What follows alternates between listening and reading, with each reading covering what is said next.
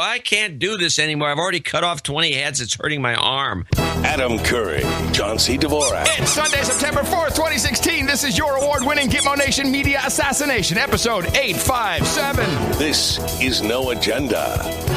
Kicking off day one of my 53rd orbit and broadcasting live from the capital of the Drone Star State here in Austin, Tejas. We're in FEMA Region 6 in the morning, everybody. I'm Adam Curry. And from northern Silicon Valley, where I'll be the first to wish you a happy birthday, I'm John C. Dvorak. It's Crackpot and Buzzkill in the morning. Yes, thank you. You're welcome. Yeah. So you're getting there. Yeah. You see the newsletter? You see that great picture of the cake? Yes, and in fact, I think you tweeted that too. I love that picture when I saw it. Yeah, that's nice. Yeah, my I'm on fire. The joke of it is, the irony, the humor. Yeah. That cake only has 52 candles. Well, what's the joke of it? I'm 52. Oh, I thought you were 53. No, I'm 52. Oh, I said you're beginning your 53rd. My 53rd orbit, yes. Well, okay. Well, then there's no joke. No, it's not that funny. Which makes it even more ironic. Hey-oh. Yay. Yeah, well, tonight is my real celebration. What are you going to do? Oh, no, Tina has a whole thing planned for me. I'll bet she does. Yes, sirree. Is it going to entail a bow? Candles, I'm sure. Candles, yes. Around the bathtub. This is going to be a celebration she's going to for her. Yeah, well, hey. Don't knock it. Don't knock it, man. Man, don't knock it. All right. Well, there's plenty of stuff to talk There's about. There's a lot today. of good stuff. Yeah, there is some. I was quite surprised, actually, when I really got into it last night. I will say that just as a kind of an entremont, we haven't even started the show yet. Well, we kind of have, but yeah. I found one of our producers also does a podcast, and he had a podcast with Gren. He went to Rio. Oh yeah, I saw this. Now this is Thilo. He's the German cat. He's a German guy. Yeah, he always does the fun interviews with. He goes all over the world to interview people for this show. It's good. It's video podcast. Yeah. And so he's on YouTube. I tweeted it, and it's we should probably put that linked in the show notes because he went to visit Glenn Greenwald. And Greenwald had, for one thing, he really had a great background on Brazil. I think people should watch that. Here's a short little clip of him just wrapping up the way things are. Mm-hmm. Hold on a second. Let me just get all your things set up here. Okay, yes. Here we go. Greenwald. There have been, over the last 30 years, there have been really radical changes in how American society is structured, largely due to globalization. So the U.S. no longer is really this kind of country unto itself. It has become part of the global order. And whereas, 50 years ago, you had things called American corporations that did manufacturing in the U.S. and created jobs in the U.S. and were identifiable as American. Now you have what are called multinational corporations with very little allegiance to any specific country. So if an American company, so-called, like Ford or steel manufacturers that have provided the backbone of the American middle class forever, can move to Korea or China or Mexico and create factories there at a much lower cost in terms of standard of living and wage. Yeah, before you move on, the one thing I noticed about this interview was I agreed with pretty much everything he said, except when it came to Trump, man. He just would not get off he's insane, he's mentally ill, he's dangerous. He kind of seems to be beside himself because he's hates Hillary too. So he doesn't know, what are you going to do? What are you going to do? But I think the thing that made this interview worthwhile is this clip, which is, I think, kind of the theme of the whole interview, and it kind of summarized life in Rio. Mm-hmm. This is the clip, Greenwald versus the monkey. Because the founders of the country were largely rich, white, male property owners. Not largely, I mean exclusively rich, white, male property owners. Hold on one second. Haika! All of a sudden, I have flashbacks of the boys of Brazil. I don't know why. Rosebud!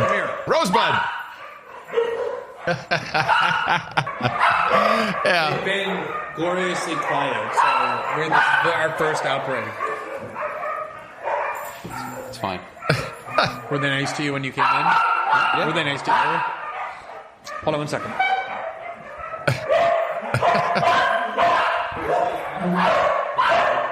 But he has about 30 dogs, doesn't he? He has some kind of sanctuary. Like about 6. The monkey's here. Oh, the monkey's here. The monkey.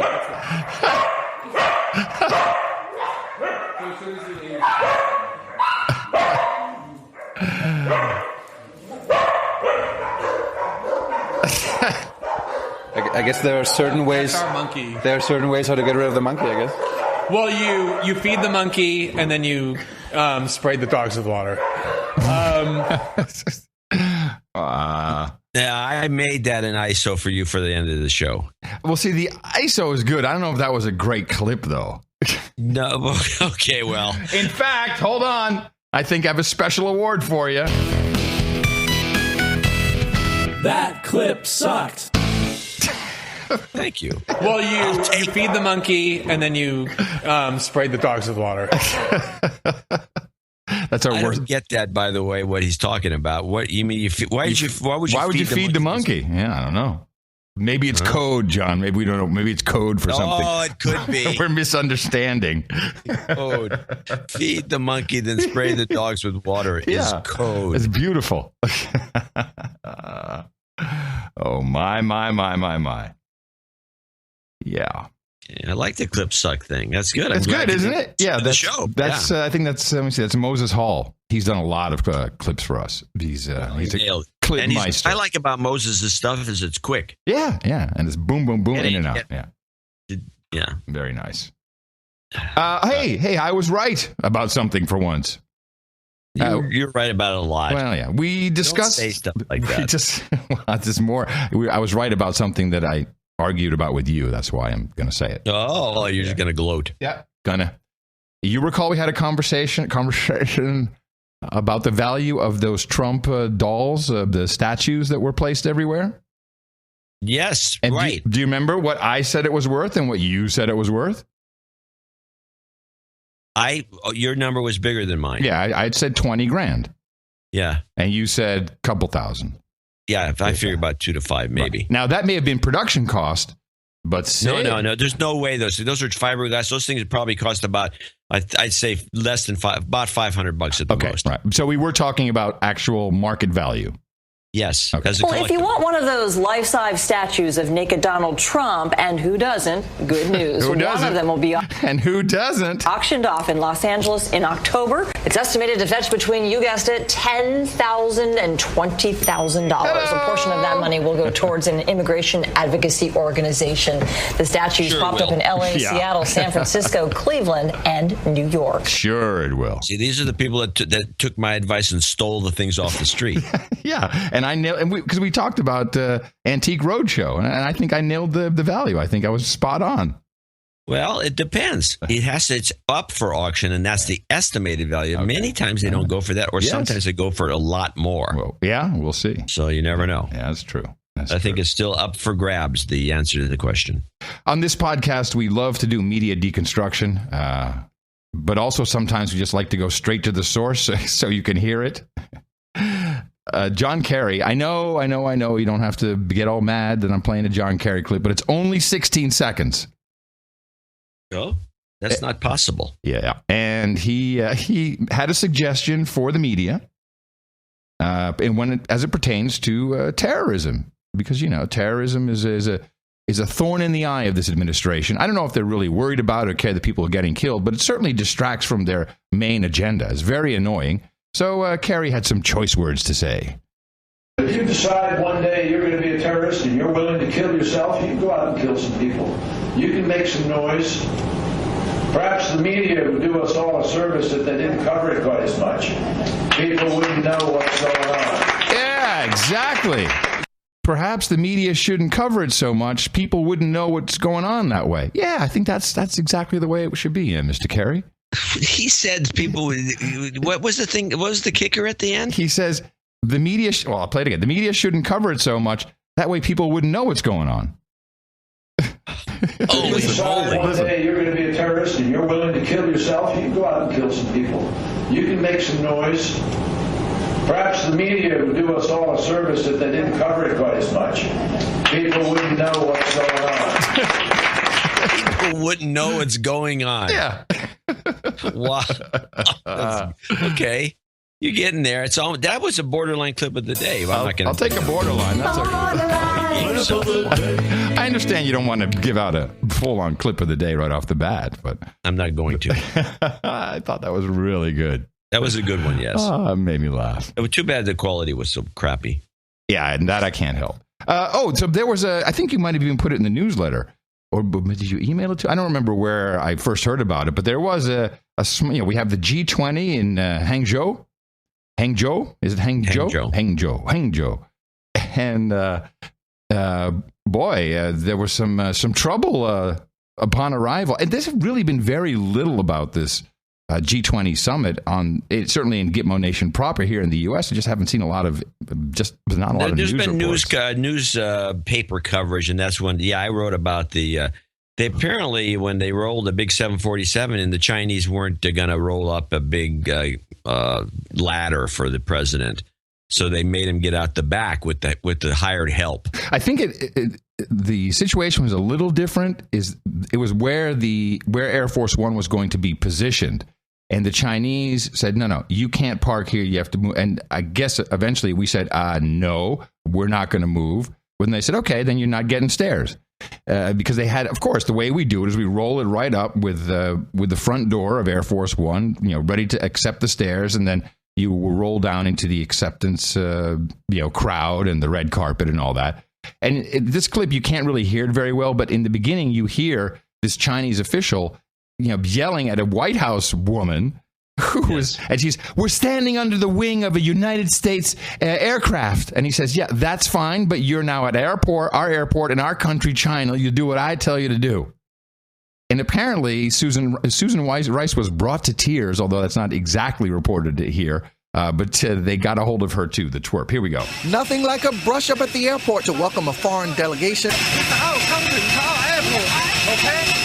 A Chinese official scolding a White House aide Saturday as President Obama and the press corps arrived for the G20 summit of world leaders in China.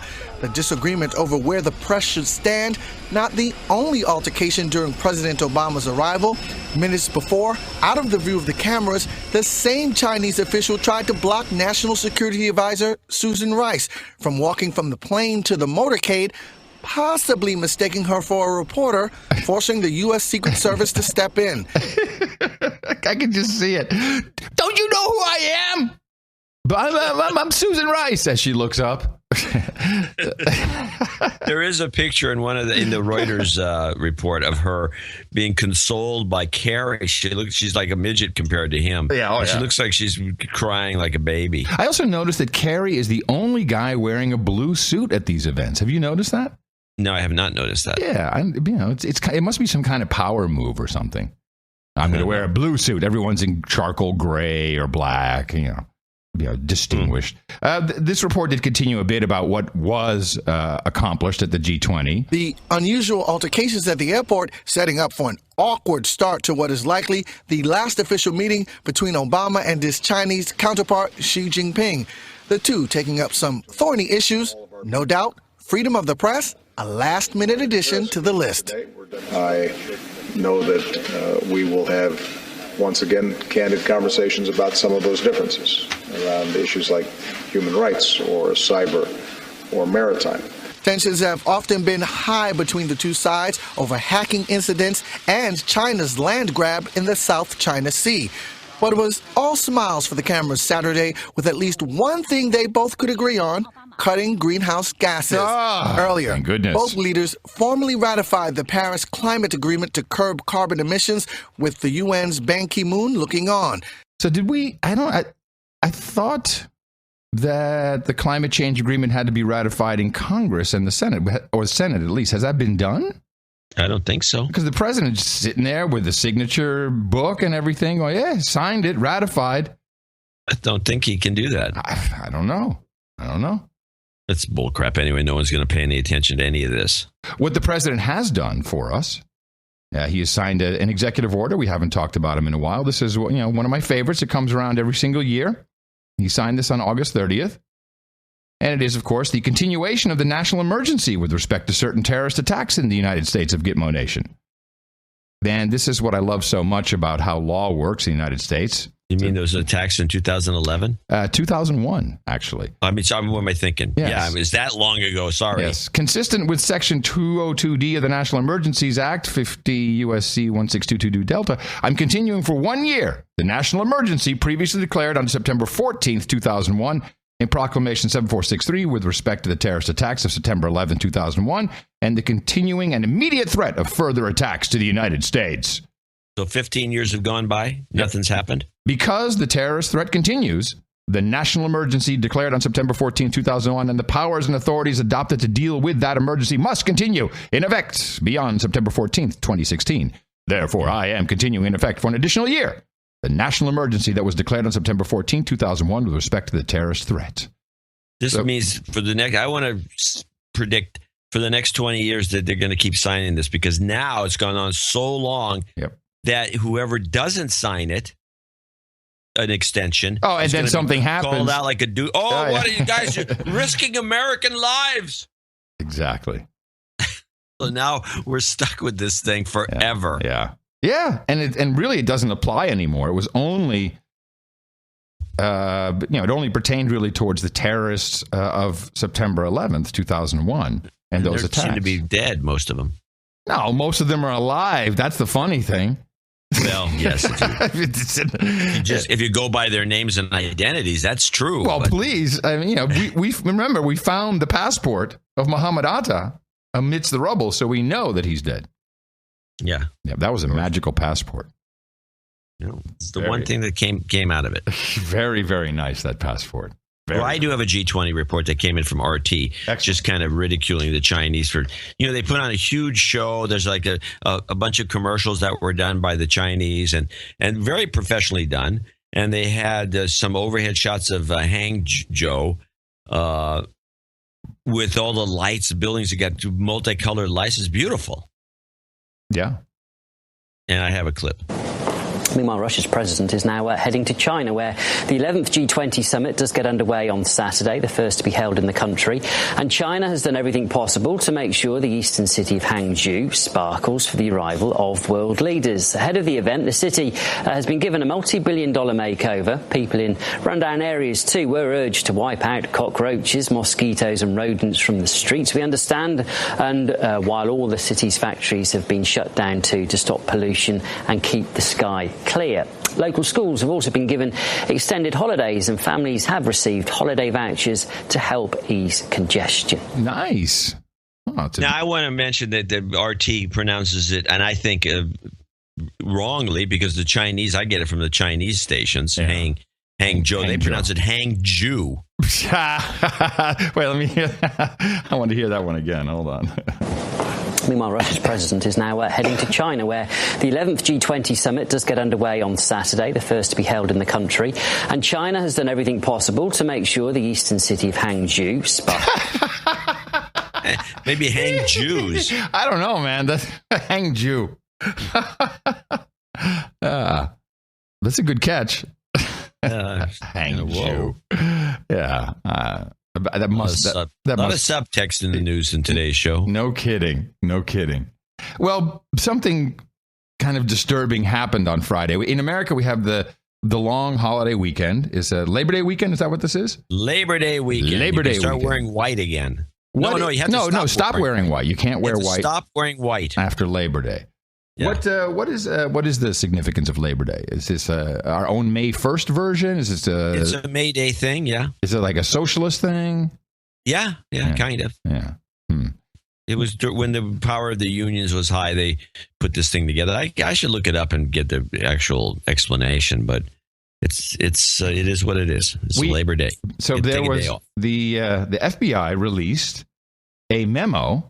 Which is, you definitely want to do this on a Friday afternoon for a long holiday weekend to ensure that they will really not get discussed. Very similar to the 28 pages from the 9/11 Commission report, which were also released on a weekend. That was the weekend that the terrorist attack took place in Nice. So that was, it just doesn't get discussed. Timing. Yeah, it's perfect timing. But it was, of course, I read the report for you, and there are a few things we can talk about if you're interested in what's in the report. But I have a couple of clips, and I do have a thing where I have the ABC report where I think they twisted it in such a way that I can deconstruct it and show how you can untwist it. Now, I believe that what you're now going to play is a part of the Leaner report, is it not? It might. Well, it's kind of. Yeah, you talk about ABC twisting. Yeah. Well, the reason I say it is I have a gift for you. Oh, yes. Okay. Are you ready to receive your gift? I'm all whatever. Yeah, ears. Leanerreport.com, baby. Oh, you got it. Yeah, go take a look. It goes straight to your PDF. Oh, dynamite. Yeah. So all you have to do is update the PDF, and everything will be great. Just leave it at the same place. Yeah, I'll update it once a month. Okay. So let's. It seems like you have some packaged material here. I do a little bit. Let's play this. This is the now. What we're talking about is I'm assuming we're talking about the Hillary's about her interview with the FBI. Her interview with the FBI. Now, a couple things up front. So it's just meeting notes, which were heavily redacted, but there's no apparently there's no recording, which I don't believe. That sounds like a lie to me. But there were some interesting bits in there. And I have some. Well, I have some clips. I have some thoughts, but let's get into it with you. Well, let's start. I got 3 versions. I got the RT, which is the most dramatic version because they cam it up to make Hillary look like an idiot. Okay. This is RT on the Clinton FBI report. Hello, welcome. Coming to you live from Moscow. You're watching RT International. Now, we'll start in America because the FBI has released the finding of its investigation into Hillary Clinton's use of a personal email server, which she used to send classified information while Secretary of State. However, Clinton couldn't give answers to a number of key questions during the investigation. Clinton could not recall when she first received her security clearance. Clinton could not recall how often she used this classification authority. Clinton could not give an example of how classification of a document was determined. Clinton could not recall a specific process for nominating a target for a drone strike. With more now on the FBI report, here's Caleb Moppet. It's 47 pages long, and it shows the investigation that the FBI did of Hillary Clinton's use of her personal emails for private servers, specifically using personal emails for classified government information. As you look through the documents, one of the interesting things that comes out is that 13 different devices were used by Clinton, and that when she finished with one device, her staffers admitted to breaking them in half and breaking them and smashing them with hammers after she was finished using them. Okay, let me play a quick report that flows right out of this. As this news came out Friday afternoon, CNN's Brooke Baldwin, who your favorite? Yeah, one of my favorites. Yeah. Except again, the makeup is all wrong there at CNN. My God, stop spraying these people like they're bugs. Spray makeup is horrible. So she has one guy, Evan Perez, who's one of the CNN correspondents, on the White House lawn in front of the White House, and some guy who's obviously a Trump supporter is saying, "Oh, well, listen to what they did," and just. It's too bad we don't have video in this one case because the expression on Brooke's face is priceless when she jumps in and tries to fact check on the fly. Like 17,500 emails that she lied about turning over. The server wipe. Within weeks of there being a report that she had a private server, it was wiped. She thought that C, which stands for classified, stood for cookie or something, which stands for classified. She thought that drone strikes are not classified. She said that the reason she used this private server is for convenience, and that she only had one device. She used 13 BlackBerries. Let me finish. And 5 iPads. This is somebody who is absolutely disqualified from becoming president. They destroyed BlackBerries with hammers in the State Department. That's not what won the presidency. Evan, hold on. You fact check that. Hang on. Hammers, fact check that for me, please, on the fly. On the fly, fact check. Yes, they did, Brooke. As you mentioned, there were 13 devices, mobile devices, and 5 iPads that the FBI said that, in some way were used with her private email server, and they did, in some cases, just destroy them with hammers when they were done using them. I love this. Better Call Saul. Didn't Brooke at least read this thing? It's not that big of a No, it was coming out as she was on the air. Now, to be fair, in the actual report itself, they do make mention of the 13 devices. And I know exactly how this goes. I can tell you exactly, because I know the type of person who Hillary Clinton is, that she's been a celebrity. She's had power and influence and certainly money for a long, long time. And she acts like most a-holes who have that. And if the BlackBerry doesn't work, this is what we've deconstructed throughout the several months when there was a power outage and then she couldn't reach the server because it was in their house in Chappaqua. Chappaqua. She just, the BlackBerry's not working. Give me a new BlackBerry. And that's I can see that. Yeah, okay, here's the new one. And then but I've read all the different reports. And then, I don't understand. It's a new operating system for BlackBerry, and they got her a new one. Hey, I want an old. Give me the older version. Boom, got to get an older version. And only on one case do they say that there was recollection of it being destroyed with a hammer. Not all of them necessarily. And the iPads that they could find, only 3 of the 5, had no evidence that she had her personal email on it. So I'm just too difficult to figure out. Well, possibly. I think you're onto something, which makes me want to follow up with this clip, and I'll tell you why. Play this Hillary and the new Docs PBS. This is a PBS thing. Okay, here we go. So what's new about the documents that were released today? There are several new details, including really a sense of what Hillary Clinton told FBI investigators in that 3.5-hour interview at FBI headquarters on July 2nd. Hari, she said she used this personal server as a matter of convenience. She never had a concern that she or anybody close to her was mishandling classified information, and that she actually doesn't recall attending a security briefing or any kind of training about open records lawsuits or open records laws, which is interesting because these materials only came out after a host of FOIA requests from news organizations and calls from Republicans in Congress. And there was one of the emails, or at least one of the quotes that we have here, is about a drone program. I think we can put that up. It says Clinton stated, this is the FBI saying, Clinton stated deliberation over a future drone strike did not give her cause for concern regarding classification. I mean, is this willful oversight, ignorance? Was she too busy? What were the reasons that they gave? Recall, Hari, that the FBI director, James Comey, has said that Hillary Clinton and her closest aides were extremely careless with government secrets, but he didn't find enough evidence to prosecute anyone for wrongdoing. That said, these new documents today include more information about what was going through her email server, a lot of documents, a lot of emails about the drone program, one of the government's most secret tools in the national security space. Again, Mike, I have another clip that fits right in with this if you want. Oh, because I do have some comments about this clip, but if you have another clip to back it up, I'll before she said at the beginning of the clip about she was not able to recall her briefings on how to identify and handle classified information. The same Evan guy who burst Brooks' bubble there saying, well, yeah, actually they did destroy stuff with a hammer. He had this little ditty for her. Evan, let me actually just bring you back because you said 39 times she said, I could not recall. In what context? Was that with regard to all kinds of different questions on drones and classification levels or what? They had mostly to do, Brooke, with whether or not she was aware of the propriety of using her unclassified system to discuss some of these different issues, whether or not she ever got a security training briefing to tell her, how to use her unclassified system to talk about sensitive programs. And here's the most interesting one.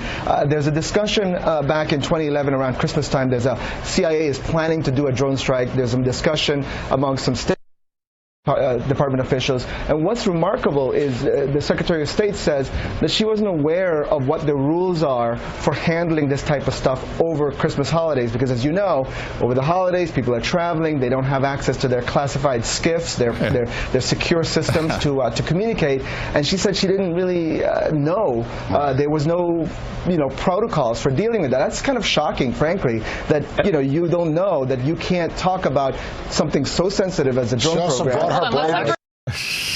Okay. Hey, but I want everyone to know that I am broadcasting from my classified skiff.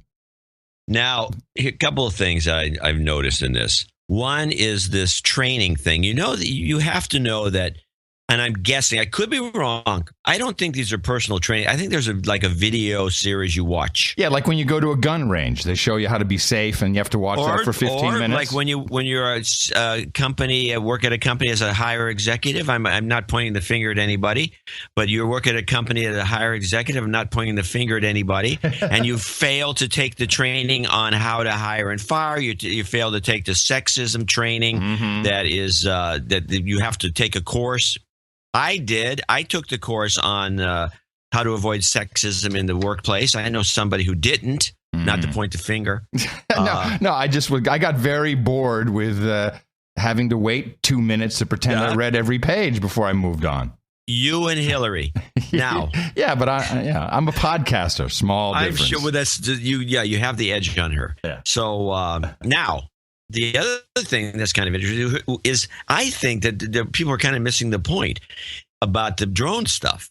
Hillary happened to be just like you said with the BlackBerry thing. She's out of touch with reality. Exactly. As far as she knows, the drone thing is a common thing. Everybody knows about it. Generally accepted principles. It's all good. It's not a secret. So how is this classified? It's not an issue. Yeah, we're just bombing people with drones. This is not a secret. This is a secret. I don't get it. This is not a problem. We know all about this. It's not a problem. So now, so I think all these clips kind of prove that she's kind of an aristocrat. Well, this question came. Yeah, it's kind of.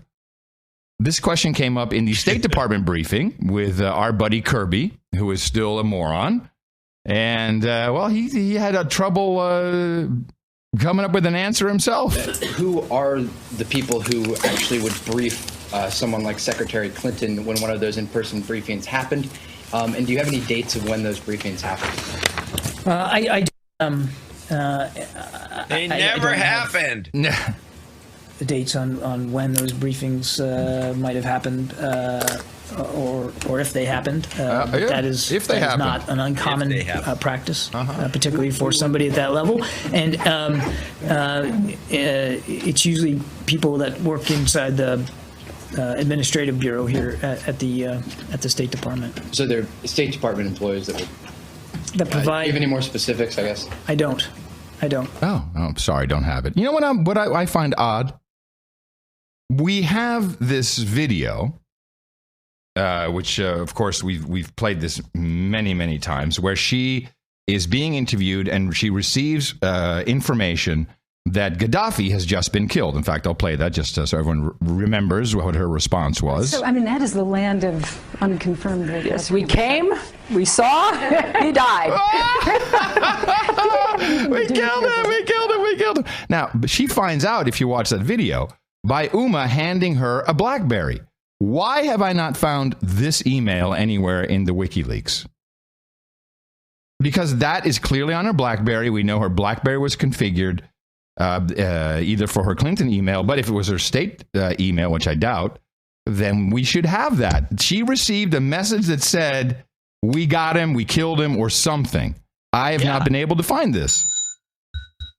I'll give you 10 points for that. I'd like to find it. I mean, maybe I'm not looking right. Maybe it's code. I have no idea. But if it was classified, then I guess that classified email was on her server, but never made it into the public domain. I don't know. Good point. I don't know. Yeah, Game saw he died. And she was thrilled to have murdered the guy. So happy. I killed a guy. Woo! Big smile on her face, too. Woo! Well, ABC did a thing, and I just want to show you how easy it is and how easy it would be to change the structure of a story just by changing one word. Really? And this is because ABC in this particular piece, and then I think there's a follow-up piece. There is a follow-up clip. This is showing the leaner report to be ABC leaning toward Trump, because this is both these pieces I'm going to play are very pro-Trump and anti-Hillary in a way that you can see how easy it would be to just twist it a little bit to make it go the other way, especially the first piece. The second piece, you can't do that because it's just ridiculous. But the first piece, and I'll explain how easy it is. Really don't understand how she was able to get away from prosecution. And Cecilia joins us now. Cecilia, we just heard from Donald Trump right there. He and the Republicans are not going to let up on this. Is her campaign responding? Well, Tom, her campaign says these documents make the case for why she was not charged. But look, new polls show that Hillary Clinton is more unpopular than ever, and these documents are not going to help on that front. Tom? Okay. It's funny. These documents are not going to help on that front. Let me hear it again. Let me just hear the last bit here. More unpopular than ever, and these documents are not going to help on that front. Tom? Okay. All right. Now, if she had said these documents are not going to make any difference on that front, play the piece again and just imagine, because you could actually make the point. One of the things I've been noticing is, because I used to write I still do a thing with Horowitz, obviously, to financial stuff. And one of the things in the financial world that's always fascinated me is the market goes up and they blame it on A. Right. Now, there was some incident. So, the job numbers came out today at 150 and the market went up. The job numbers, it's because of the job numbers. Yeah. Or the market went down today because of A. The market went down today because of the job numbers. They're 150. The exact same information is interpreted for the market going up or the market going down. I've always been fascinated by people taking the exact same piece of information and making it responsible for aren't those what are known as market indicators? It's not. No. Yeah, I mean, you can call it a market indicator, but it's if you have a value of X, and then you claim that X, the value, is the reason the market went up. That's one thing. Right. But if you claim X is the reason the market went down, if the market happened to have gone down, that's another thing. But X is the same. Oh, okay. I see what you're saying. The same number. So you have X the same information, and then you blame them. You take that information and you blame it for it going up, or you blame it for it going down. And people go, "Oh yeah, that's it." I guess it would also depend. It's also like Janet Yellen. The market goes up or down. I listen to Janet Yellen. I'm like, she didn't say anything. Market goes up. She didn't say anything. ABC Market goes down. If you listen to this carefully, you can see how easy it would be to say yes or no to you get the exact same piece of information, and then you, the reporter, at the end make a conclusion. Now, if you listen to this end again, why is the reporter making any sort of conclusion at all? Let's listen to the report again. It's only 20 seconds. Really don't understand how she was able to get away from prosecution. And Cecilia joins us now. Cecilia, we just heard from Donald Trump right there. He and the Republicans are not going to let up on this. Is her campaign responding? Well, Tom, her campaign says these documents make the case for why she was not charged. But look, new polls show that Hillary Clinton is more unpopular than ever, and these documents are not going to help on that front. Tom? Gotcha. Hello? Will they help or not? She could just as easily say these documents won't make any difference. These documents will help. She could have said that. Yeah, so this was an editorialized tag on the report, which was disparaging. Yeah. Well, good work, ABC. And you see this constantly on all the networks. Yeah. And they do this, and it's just, to me, again, it's like these stock market analysis reports at the end of the day, which is literally at the end of the day. The market closes, the market goes up, they blame it on X. The market goes down, they blame it on X. The same thing. It makes no sense, and that's exactly what the news media has been doing with Trump and Hillary. But of course, ABC goes further than that when they play part two, which I think is even more twisted, because what they're doing now is this is very subtle propaganda, and I really enjoyed this. You ready? Yeah. Documents are not going to help on that front. Tom? Cecilia, thank you. And these new documents prompted House Speaker Paul Ryan to renew his call for Hillary Clinton to be denied access to classified information. Donald Trump stopped by FBI's New York field office today for his second intelligence briefing. Trump is now stepping up his outreach to African Americans, meeting with community leaders in Philadelphia and tomorrow visiting a Detroit church, his first appearance before a mostly minority community.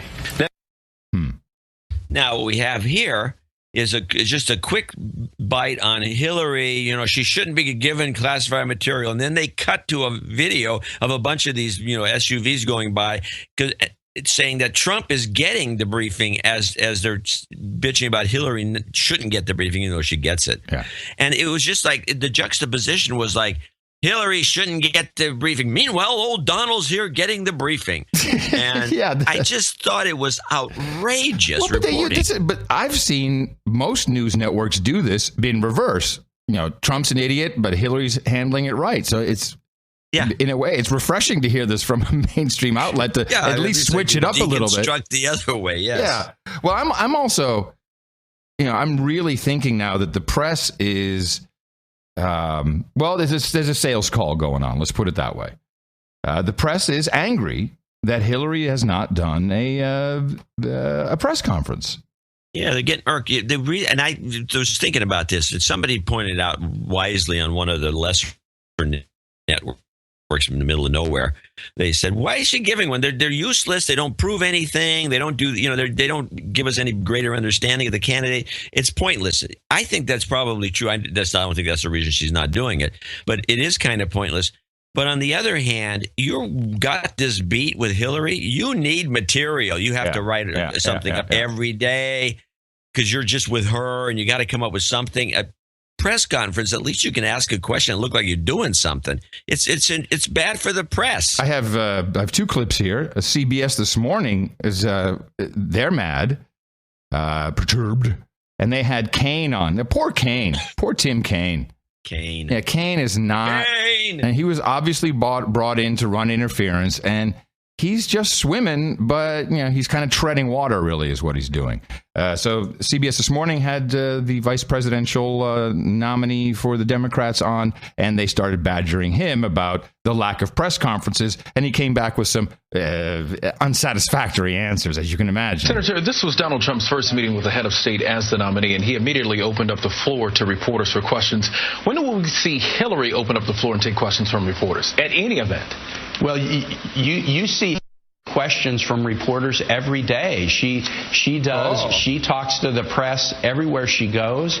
She did a press conference when she was at the recent. Really? She did a press conference when she was at the recent meeting of the African American and Hispanic newspaper publishers. But that was the first time in a long time, Senator. She doesn't do it that often.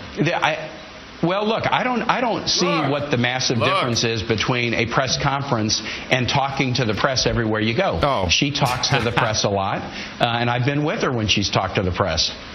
But just to set the record straight, it has been 272 days since she has had a formal news conference. I want to also ask you, Senator, it has been the case. I've covered many. But again, I think she did. I think she did a news conference with the publishers of the nation's African American and Hispanic newspapers within the last month, and that counts. She took, I think, 6 questions during that huge press conference, and one of the answers included, "My brain, I might have short-circuited." The other answer was, "Some of my best friends are African Americans." They're a legitimate group, and a press conference with them counts.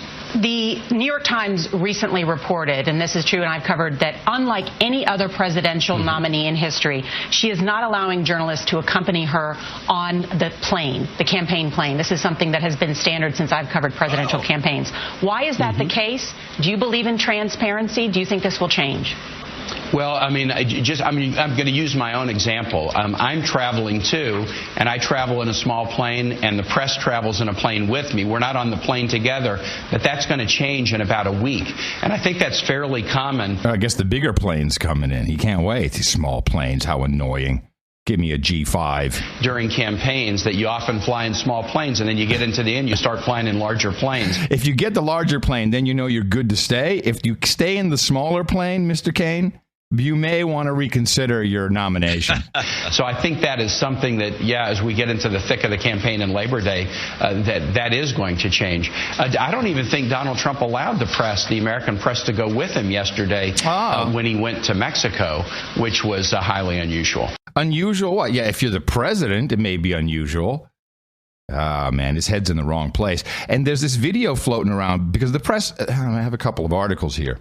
They are really quite mad about this. It's really getting on their nerves. And I think it may be a sales call at the same time saying, hey, the polls are tightening up. The bands are narrowing. You're not doing press conferences. They got these phony baloney polls tightening up is bull crap. Maybe you should, spend some more money on ads or something like that. I don't know. It's getting a little problematic. So there's this video of when she's walking in some kind of parade. and this is, there's no audio to it that's useful for a clip, but you have to see it. So her staffers have this rope. All right, there's 4 people are holding a rope, and it creates kind of like a U shape around in front of Hillary Clinton and her little entourage as they're walking in the parade, and the journalists are on the other side of this rope, and so these staffers are just walking slowly, setting the pace of how fast the secretary will walk. But this rope is like, it's like shooing the reporters. They're not allowed to. The rope is against you. You have to move forward now. Don't cross the rope. It's like herding cats with a rope. You have to see. It's really. This may be something common. I've never seen it before. I've never heard of such a thing. So instead of like a wall of guys, security or something, no, there's a rope. A little rope. Yeah, like a jump rope. It's very, very, it's not very... a big, thick anchor boat rope or anything? No, it's a maritime rope. It's like a sailing rope, one of those, smooth and yeah. But they use that just to corral everybody. Move along, people. Move along, slaves. CBS again, now comparing Trump to Clinton and how they deal with the press. Clinton's 22 fundraisers in the wealthy enclaves of Martha's Vineyard, Nantucket, Cape Cod, the Hamptons, plus California netted at least $31 million for her and for the party. But they also fueled a new Trump talking point. She doesn't do rallies of any consequence. No press conference in, 255 days? He's attacked a judge. Clinton did phone into 2 cable news shows last week, promising, as she has for months, that she will do a news conference at some point. Stay tuned. There'll be a lot of different opportunities for me to talk to the press. The press should be ashamed of themselves. Trump has held at least 14 news conferences this year. This sleazy guy right over here. His combative approach is a far cry from Clinton's. Secretary Clinton on foreign policy? She's generally too busy ignoring reporters to insult them. Madam Secretary, time for... Any comment on your husband leaving Secretary Clinton Foundation? Clinton did take 8 questions at a journalism forum earlier this month. I may have short-circuited it, but 2 of them were on her least favorite subject, which could help explain her aversion to the format. I have acknowledged repeatedly that using 2 email accounts was a mistake. Mexico will be paying for the wall. As the election nears, Trump has grown less accessible, too. Nearly all of his recent TV interviews have been with Fox News. And Democrats note he still has not released his tax returns or explained discrepancies in the glowing letter released by his doctor. Yeah, so they add a little balance at the end there. But for CBS, Yeah, CBS is definitely there. Well, when Nora was grilling Kane there, I thought it was interesting that she was kind of snotty with him with that. Kind of. Oh yeah. Very snotty. She is like just a Hillary booster, but I don't know what's going on. Well, another Hillary booster was daughter of the elite, Mika Brzezinski, on the Morning Joes on MSNBC, which is that's a very pro-Hillary network. I won't say that's the most pro-Hillary show, but she has certainly been very pro-Hillary. This news broke, of course, during her show about there being an additional 30 Benghazi emails which showed up, which previously were, they had everything. I have nothing left in my possession. And part of these new emails that appear, 30 of them deal directly with Benghazi, so that would be incorrect based upon previous statements.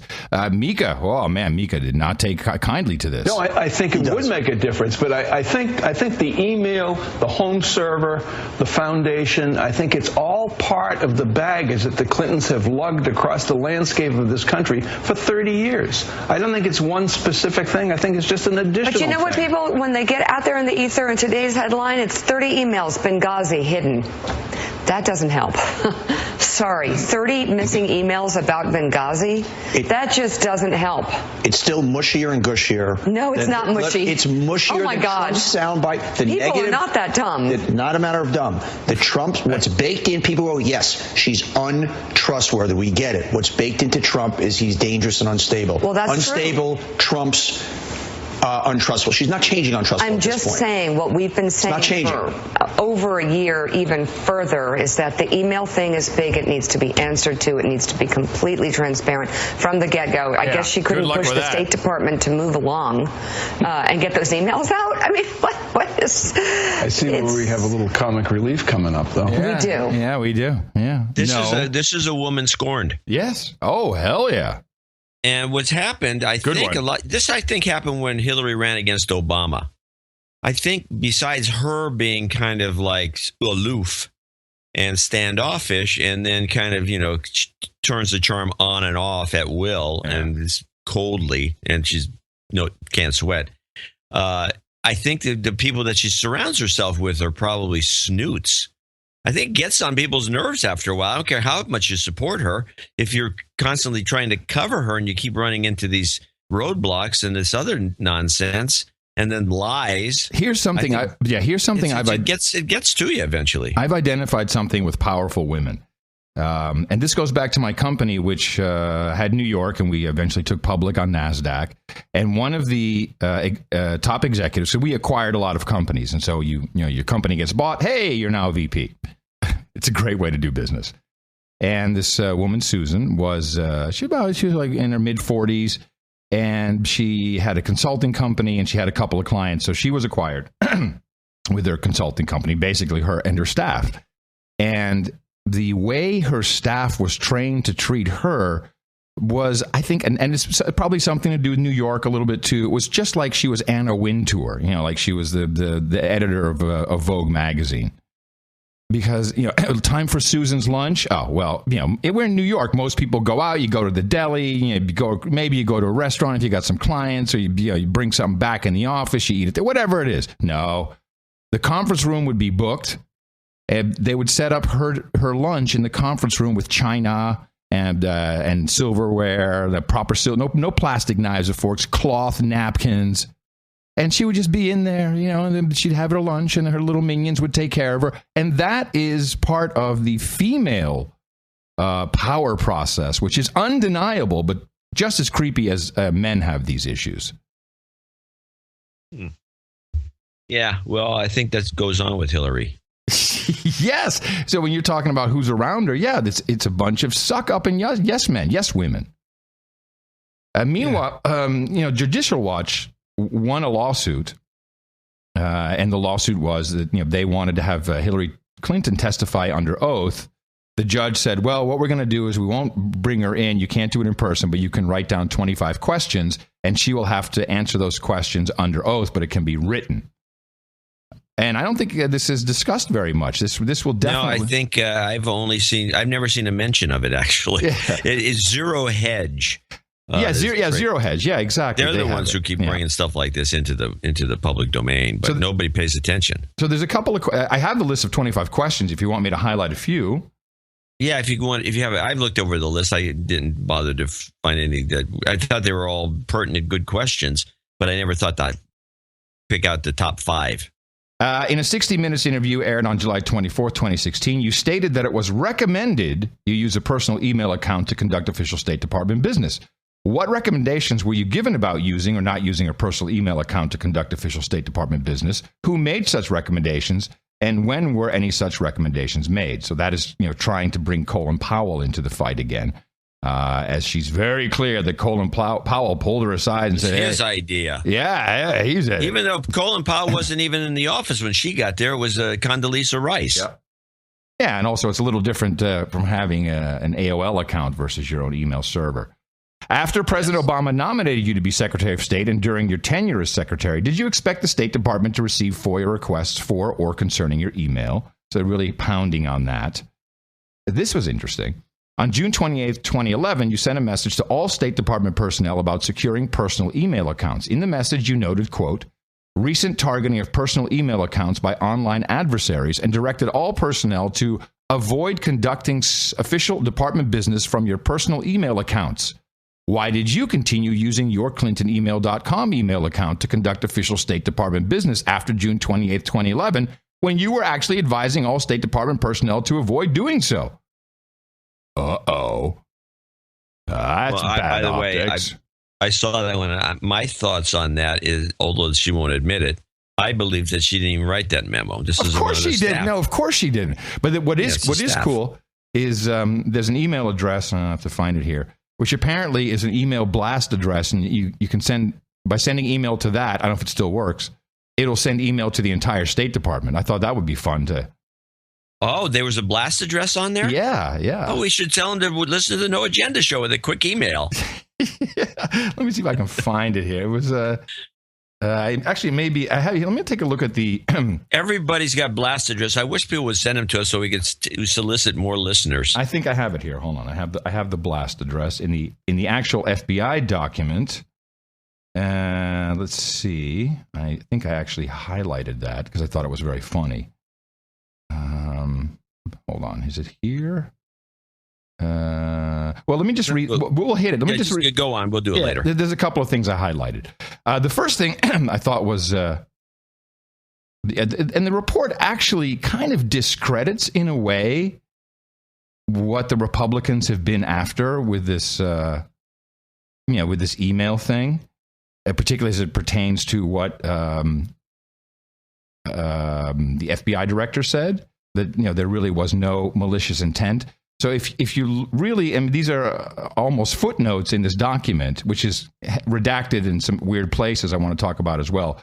But here are conclusions in the document. It says Clinton never deleted, nor did she instruct anyone to delete her email to avoid complying with Federal Records Act, FOIA, or state or FBI requests for information. Concerning the congressional preservation request on March 3rd, 2015 for email and other records, Clinton trusted her legal team would comply with the request. Clinton had no knowledge regarding the following topics: the creation, storage, transfer, or access to an archive of her email created by Monica Hanley in the spring of 2013. She had no knowledge of the specific processes and procedures used by Clinton's legal team and PRN to separate her work and personal email. And she had no knowledge of discussions of federal records related to Apple, Pagliano, or PRN servers, which means she really, according to the FBI conclusions, did not delete her emails herself and had no knowledge of it. Now, if something comes out later on that can prove that she was aware of it, then she's going to jail because she lied to the FBI. But to be honest, this report really states something that was, that the FBI director had already said. And it's if you highlight that only, the report isn't actually all that bad. However, the agencies determined that 68 of the email chains were indeed classified. In addition, the classification determination process administered by the U.S. Department of State in connection with the Freedom of Information Act identified approximately 2,000 additional emails that are classified as confidential.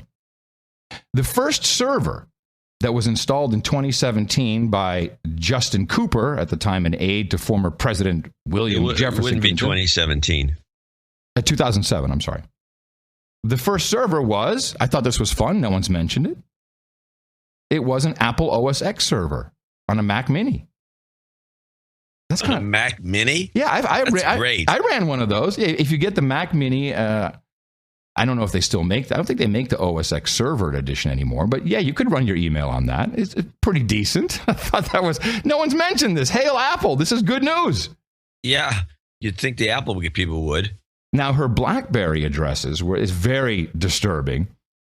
Prior to January 1st, 2009, when she was sworn in as Secretary of State, she'd been using her email address hr15 at mysingular.blackberry.net, which is pretty much just an AT&T email account on AT&T servers, which later changed to hr15att.blackberry.net. But then when she started using her new private domain to host email service on the Apple server, that's when they connected it up to the Apple server. There we go. This Apple server was later in 2014 turned into just a regular old workstation at the house, and the data on the server was transferred to an Apple iMac computer, and the hard drive of the old Apple computer, which previously served as the Apple server, was discarded. I don't know, just thrown out in the trash. There's no... Wow. I mean, that's bad. If that's true, that is bad. Yeah, they just transferred it. There's guys over there. You can get a guy to come over with a big giant truck, and he's got this machine. I've seen these things, and I actually got to toss a disc into one. Right. I'm pretty sure. It's a grinder. Yeah. And you throw it in there, and boom, the thing is shredded to a million little bitty pieces. It works. Kind of sad. Let's see. Down here. Oh, yes. So there's consistently one person's name who was redacted out when it comes to her aides, which I keep seeing in this. Here's the first. Abedin, redacted, and Hanley also assisted Clinton with setting up any new devices. This is what I was talking about earlier. According to Abedin, it was not uncommon for Clinton to use a new BlackBerry for a few days, then immediately switch it out for an older version with which she was more familiar. Clinton stated that when her BlackBerry device malfunctioned, her aides would assist her in obtaining a new BlackBerry. See, it's exactly what I said. This one's no good. It's not working. Give me a new one. Yeah, it's the internet, baby. After moving to a new device, her old SIM cards were disposed of by her aides. Cooper advised he sometimes assisted users, including Clinton, when they obtained a new mobile device by helping them back up the data from the old device before transferring it to a new device and syncing the new device with Clinton's server. A lot of data floating around when you're doing this stuff. Abedin and Hanley indicated the whereabouts of Clinton's devices would frequently become unknown once she transitioned to a new device. Cooper did recall 2 instances where he destroyed Clinton's old mobile devices by breaking them half or hitting them with a hammer. Yes. Yeah, that'll do it. Yeah, that's again, it's the optics. You broke the screen. Yeah, let's see. Oh, yes. And then we talk about how the guy was asked to, he'd actually forgotten to delete this email archive, which Hanley had put together. And he did that with something called Bleach Pit, which will definitely remove most traces of anything you can find. And let's go down here. I think I had one of those redacted things. It was actually it was a little more boring than the media made it out to be. Personally, I was like, this is okay, but you can't. Yeah, it is boring. Yeah, but the media can't do what you just did because nobody be watching anymore. Right? Who cares? So at one point, they did have email chains going around amongst themselves. 2011, January 9th. Cooper sent Abedin an email stating someone was attempting to hack the server, prompting him to shut it down. And if you hack the little Mac, hack the Mac, hack the Mac, which later on, is him just seeing, a login attempts, typical Chinese stuff. Any email server has this all day long. Yeah, all day, all night. Yeah. So he just saw it once. That makes 0 sense. Cooper sent Abedin another email later the same day stating he had to reboot the server again. What's a Mac? Yeah, you just turn it on. Yeah, exactly. Just unplug it, wait 3 seconds, then plug it back in again.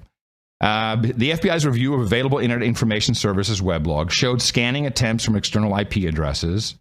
Yeah, okay. Though only one appears to have resulted in a successful compromise of an email account on the server. So they did get into an email account, which means they somehow got someone's password, I think, spear phishing, whatever.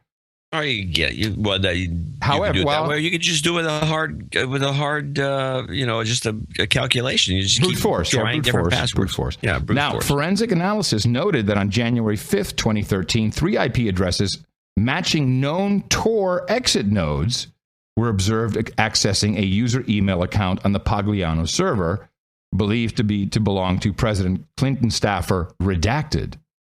FBI investigation indicated the Tor user logged into Redacted email account and browsed email folders and attachments.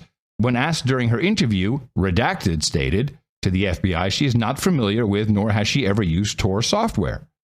FBI investigation to date was unable to identify the actors responsible for this login or how Redacted login credentials were compromised. So this is the person that is, I think, continuously redacted throughout this document. And I don't know, who are we missing? We have Mills, she's in there. This Cooper person is in there. Abedin is in there. We've got Hanley in there. And we know it's a woman? I'm pretty sure that, we don't know for sure. Because it said she answered or something like that, so it's got to be a woman. Yeah, I think you're right. So we have to figure out the one missing woman in Clinton's staff, and we'll figure out who it was that got hacked. And, so And then there's this addendum, which talks about maybe under investigation or something. That's why they had to. Or someone has immunity. That's also possible. It's possible. Yeah, I mean, the FBI has done some deals in this regard. Here it is. Clinton's immediate staff, to include Mills, Sullivan, Abedin, Blank, and Hanley, told the FBI in interviews they had predominantly used their state-provided OpenNet email accounts, blah, blah, blah. So it's Mills. It shouldn't be too difficult to figure out. So Mills, Sullivan, Abedin, the redacted person, and Hanlon. Who could it be? Well, I think if we did a Google search, putting those names in, I'll bet you the other person would crop up in the search results. Let's try this out. Let's do something in real time. Mills. Oh, let's try this. Yeah, Mills. Mills. Sullivan. Oh, man. Abedin. Abedin and what's the last one? Hold on. And Hanley. Okay, hold on. Sullivan and Hanley. Yeah, so Mills, Abedin. And it's Abadin or En? Hold on. Abedin? Abedin. Abedin. Abedin. Okay. Mills, Abedin, Hanley. Okay, what am I missing here? Mills, Sullivan, Abedin, Hanley. Mills, I'm missing Sullivan. Hold on. Sullivan. Okay, what are we coming up with? Hey, chat room, where are you guys? Yeah, you guys should be doing this with us. Let me see. The servants behind Hillary's server meet the staffers. Maybe it's in here. I could have. Do it. Yeah. Salon doesn't like my ad blocker. Okay. Let me see. Yes, they do not like my ad blocker. So Cooper, Pagliano, I don't. Pagliano? Pagliano's mentioned. So we're missing. Maybe this is a ghost. Patrick Kennedy. No, Patrick Kennedy. Yeah, but they made it have to look like a woman. Could be. So? Yeah, true. Maybe he's a woman.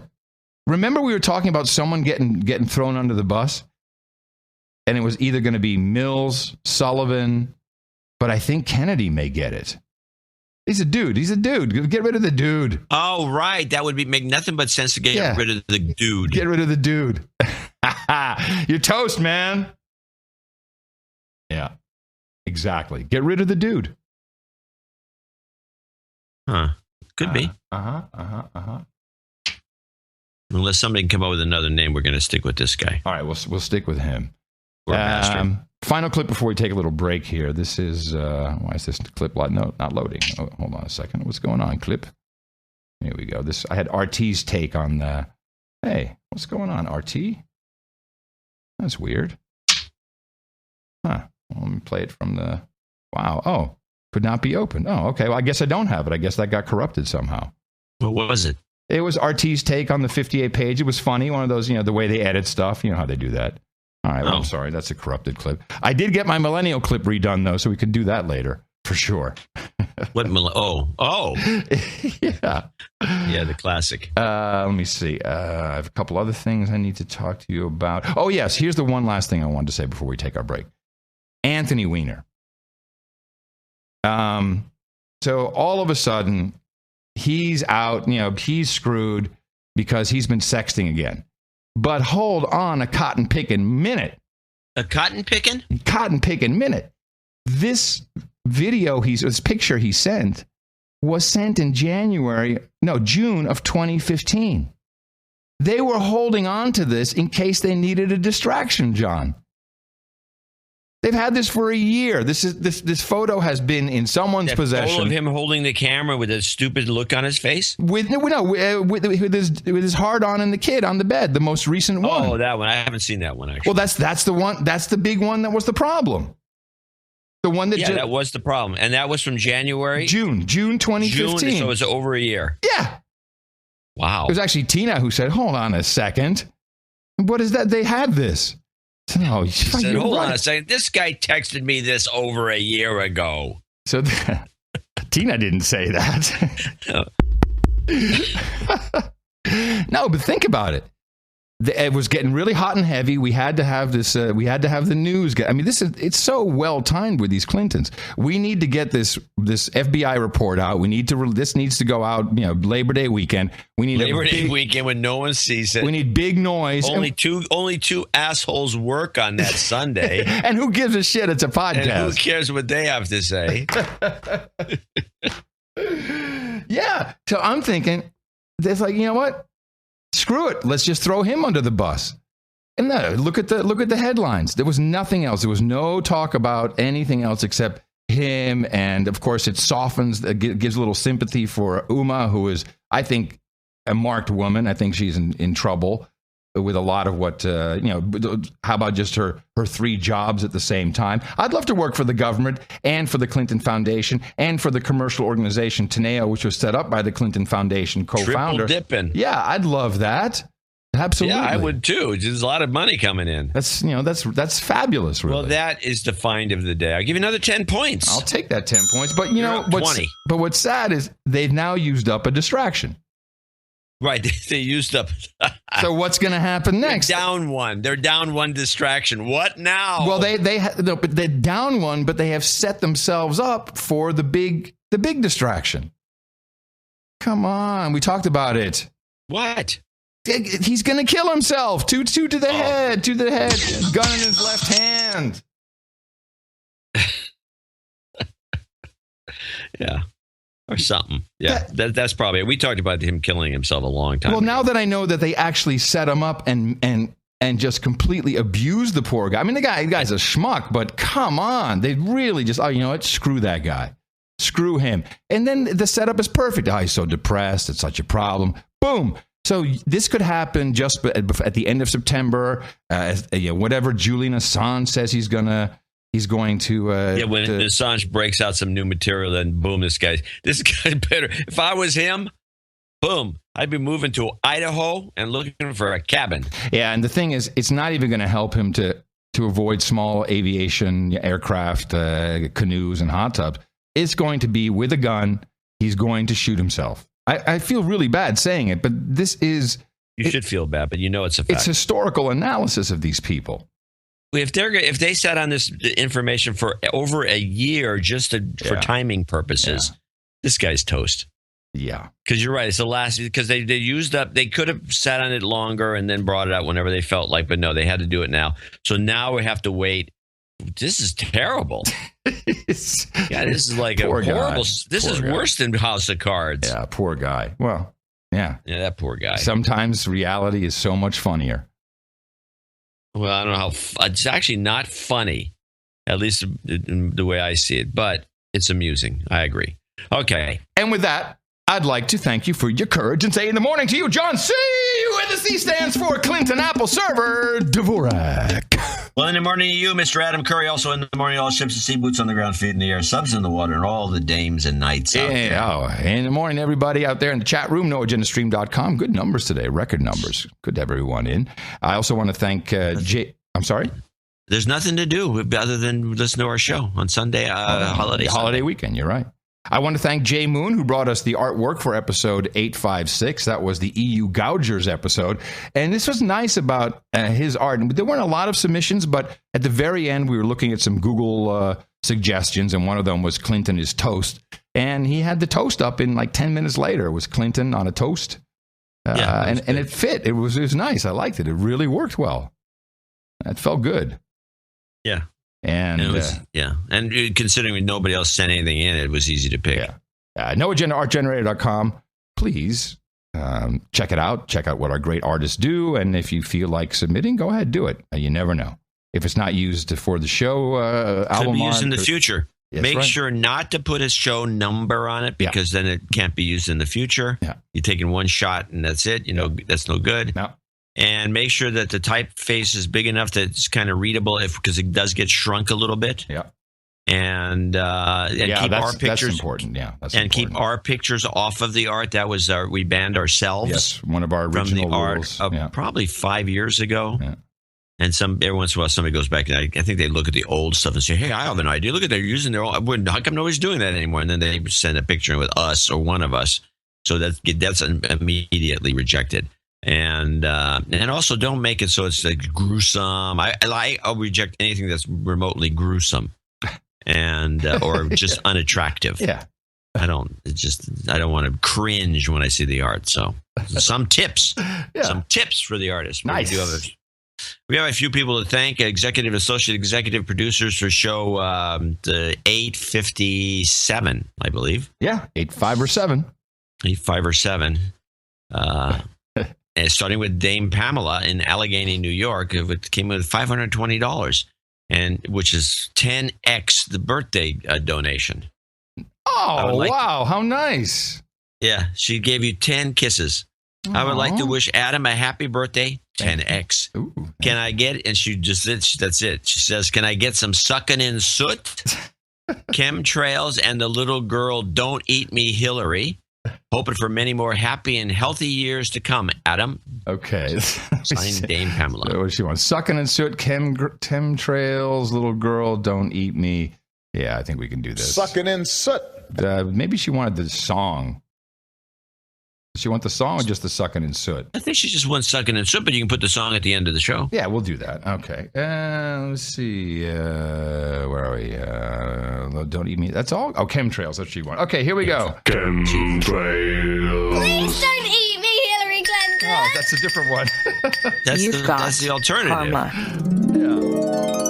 Oh, well, where's the original girl? Huh. Yeah. Yes, it's the please, and it's this one. Don't eat me, Hillary Clinton. That one's still the best, I think. It is. It's much better. Thank you, Dame Pamela. Highly appreciated. Thank you. Onward to Darcy Romero, $333.33 out of Burbank, California. I got an email from her. I do too. Oh, okay. Go ahead. That's interesting because she must have sent it separate, so these might be different emails. Because mine was sent to the No Agenda at Dvorak.org, which doesn't show a CC to you. But here we go. I was hit in the mouth 1 year ago by my husband. In that year, I haven't missed since that year, I haven't missed an episode. I've heard numerous people write in to thank you for saving them in various terms. This is bullshit. You guys have ruined me by opening my eyes to how much of a slave I am and everyone else truly is. It's too late to go back, though. Enlightenment has already hit me. So with that, I must say thank you. I have an Obama-bought teacher friend who is all in for Hillary. One night out in the brew yard, we got into a political discussion. I know, I learned. I know. What do we tell you? I brought up the summer deaths of the DNC staffers. The staffer, actually, that one guy. Right. But before I could get into all of it, she covered her ears with her hands and said, I don't want to hear it. Wow. That's good. Dang. Then she would have been Obama. She's a teacher. Oh, fantastic. Another teacher. It's been about a month since that encounter, and I'm still flabbergasted how someone can refuse more information that can lead to knowledge about a situation, especially someone who is educating youths of America. It depresses me greatly. I have so many friends who are smart, well-educated, and living Obama's American dream of just getting by, thanks, Obama, who are so brainwashed that they refuse to think for themselves. Yeah. It is disheartening. I can only be thankful that when I first overheard future Sir Scampers listening to your show, I was able to keep an open mind even after immediately accusing him of being a truther. Turns out being a cynic isn't so bad. I would like a de-douching for being this is my first donation after a year anniversary of listening to your show. Can I get a Noodle Boy and an Edward Scissorhand? What was Scissorhands? For the end of the show. It was in episode 761. That was feasibly harmed people. Do you think Snowden's actions were worth that risk? Well, to say that he couldn't harm somebody, with... Oh, yeah, that's the guy who was talking about, instead of Ed Snowden, he was saying Ed Scissorhands the whole time in the interview. Oh, God. Yeah, we'll play that at the end. It's about it. It's okay. Both those will be at the end. Give her some karma, and then we'll Noodle Boy as well. And Noodle Boy as well. So there's long clips at the end. Yeah, it's good. Good stuff. Noodle Boy. All right. Noodle's kid. All right, well, got that. So she needs a de-douching and a karma. Obviously, that's always good. You've been de-douched. Thank you very much for your very generous donation. Highly appreciated. You've got karma. There you go. And welcome. Onward. Yes, onward. To George Oberhofer in Jackson, New Jersey. $300. He sent a check in and sent a longhand note. And it's funny. Thank you for your courage. It's going to be slow going. Thank you for your courage in this difficult time. We're having a balanced common sense. Having a balanced common sense, no agenda show makes you a Trump-loving Republican. Yeah. I have 3 small requests, 2 of which are clips. Okay. Please recount the meaning and significance of the Smith-Mundt Act. You can do that. Please play the clips where the Stooges explain how many Hollywood scripts they have. This is a good one. There's another one we haven't played for a while. How many Hollywood scripts they have been involved with. And then please give everyone a jobs karma so they can donate. Respectfully, George Oberhofer. Oh, okay.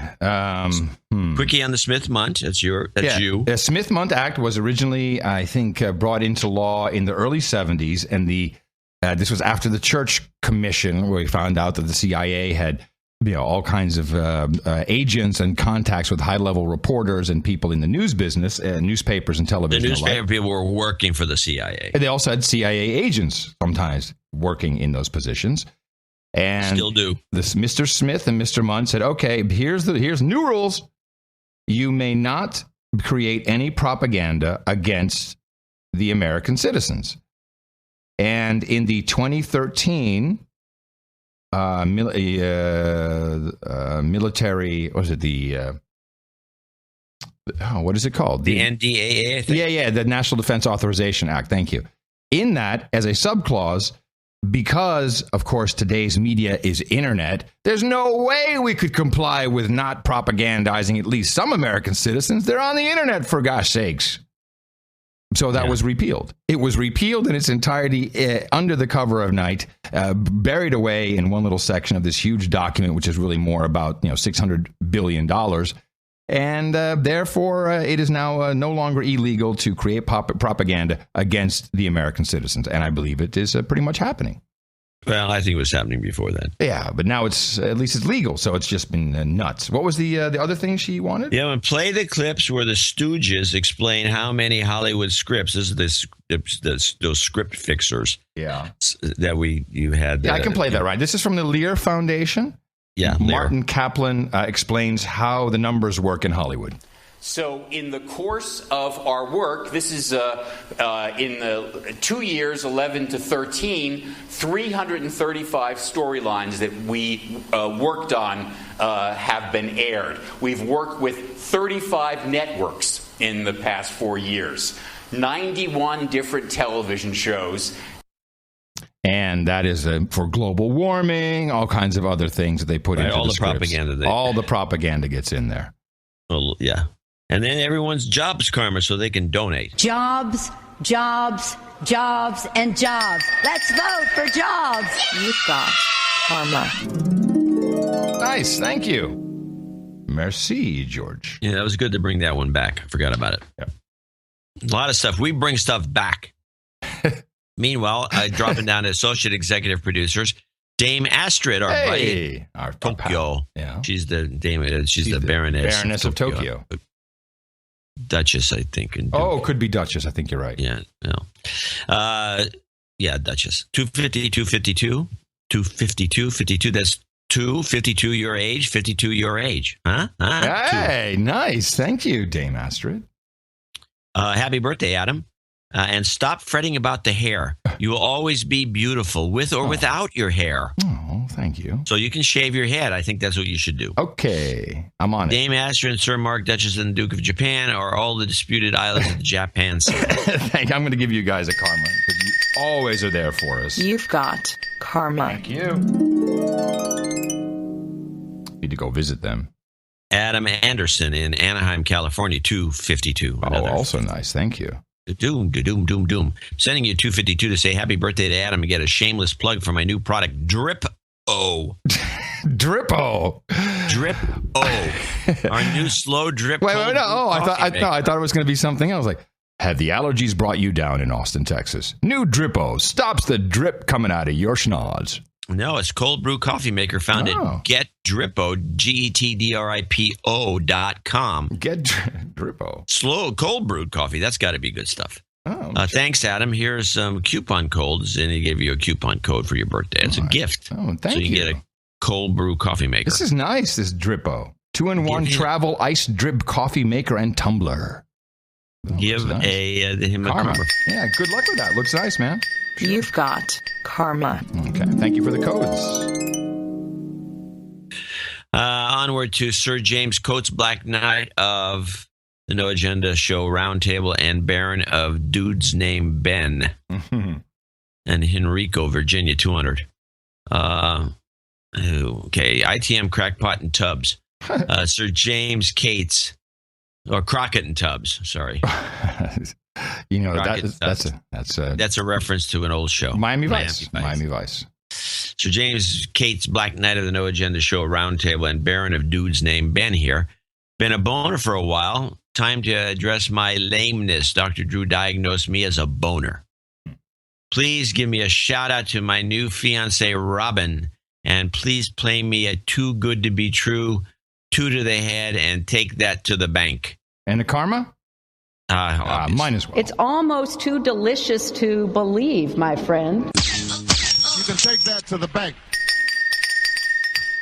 You've got karma. Yay. Thank you. Nailed it. Black Knight. Thank you, sir.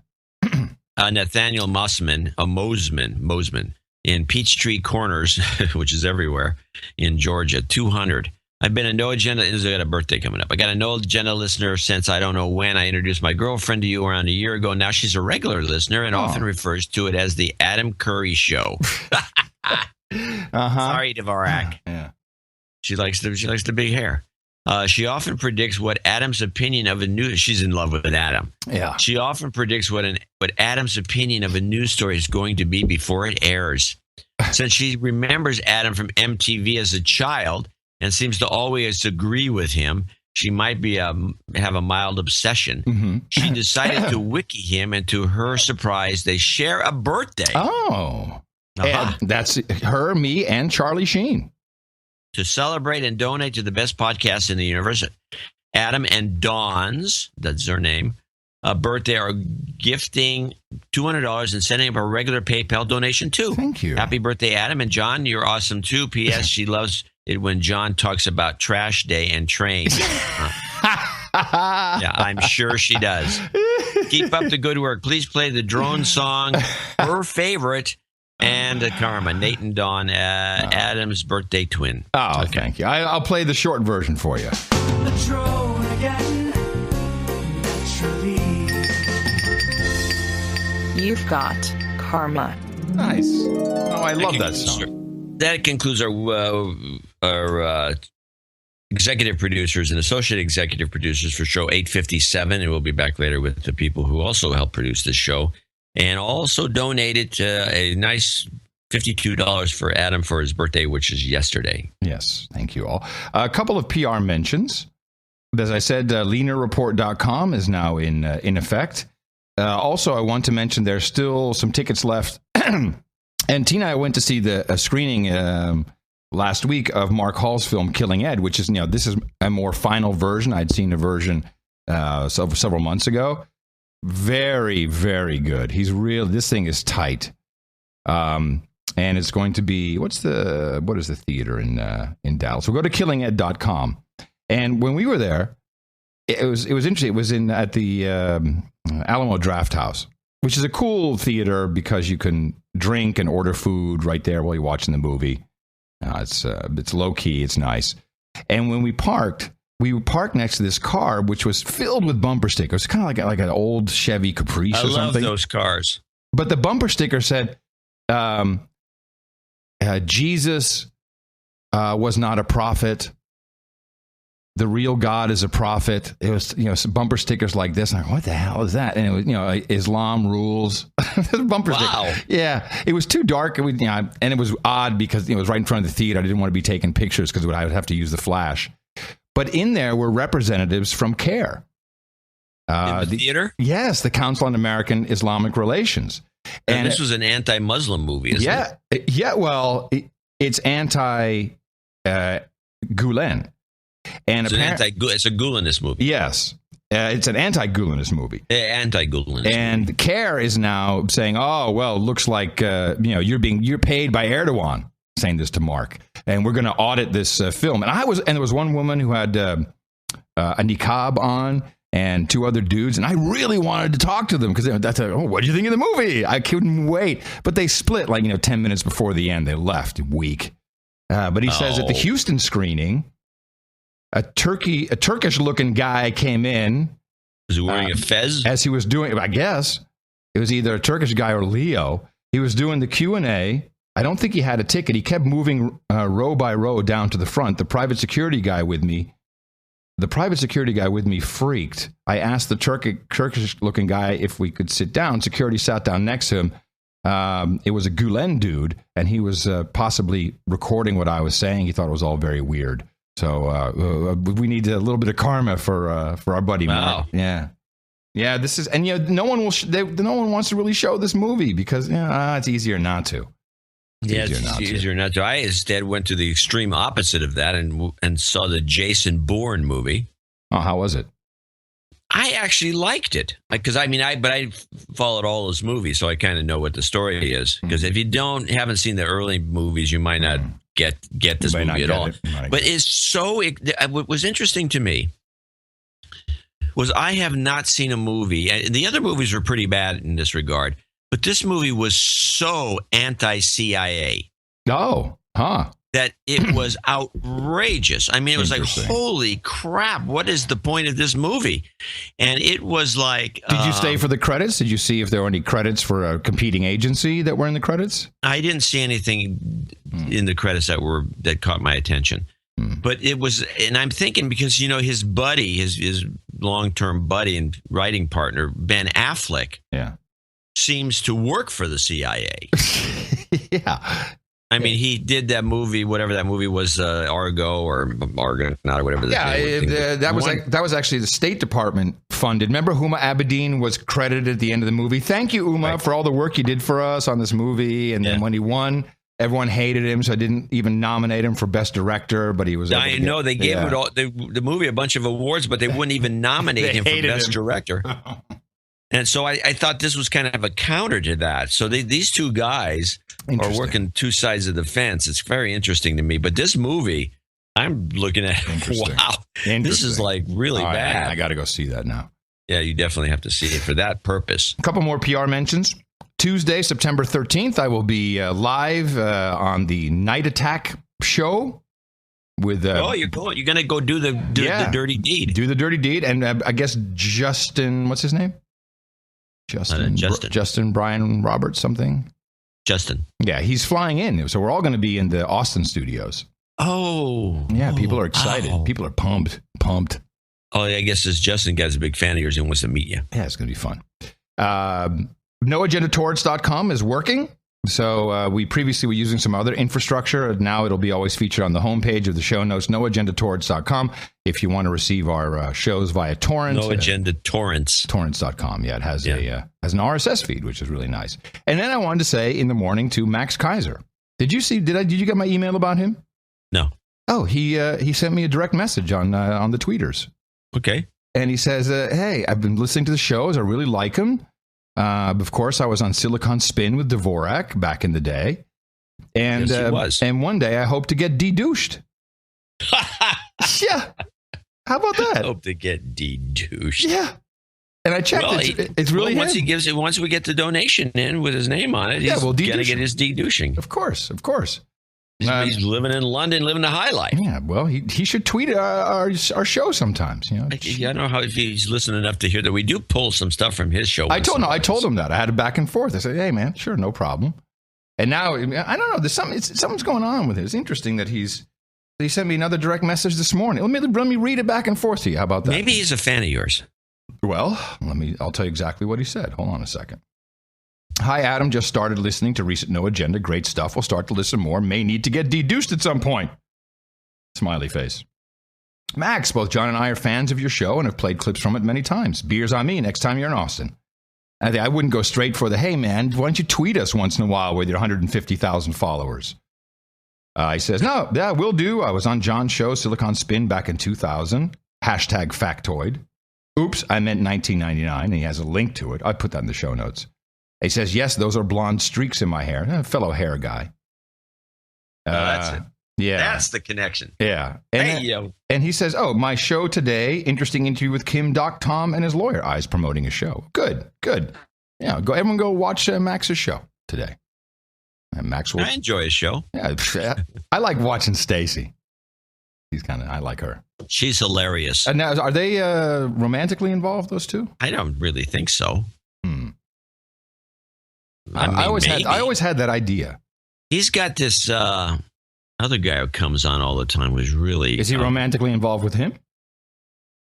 Maybe. I don't think so. But I don't think so. I don't know. It's a good question. I don't care when I'm not like you. I just listen for the facts, get the clip, get to work. That's my way of doing it. All right. Well, we all know what I'm like then. Fine.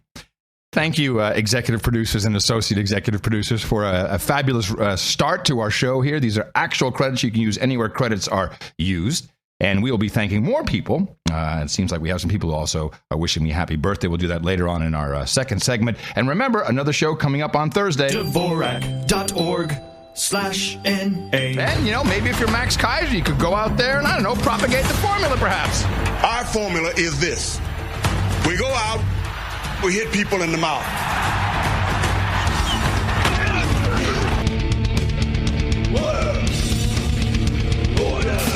Hey, citizen. Shut up, slave. Shut up, slave. Oh, shut up, slave.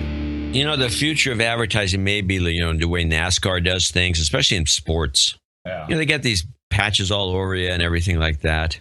Uh-huh. And then when you talk to, anytime you do an interview, you say, well, I'd like to thank Ford. I'd like to thank my, Valvoline. And by the way, the Valvoline car was working great today, along with the such and such. And they always do this.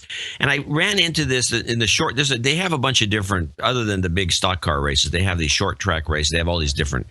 Yeah, with those little cars that flip over all the time. I like watching those. They have those, but they have also stock cars and short track stock cars. And I ran into this interesting driver who plays the role very well.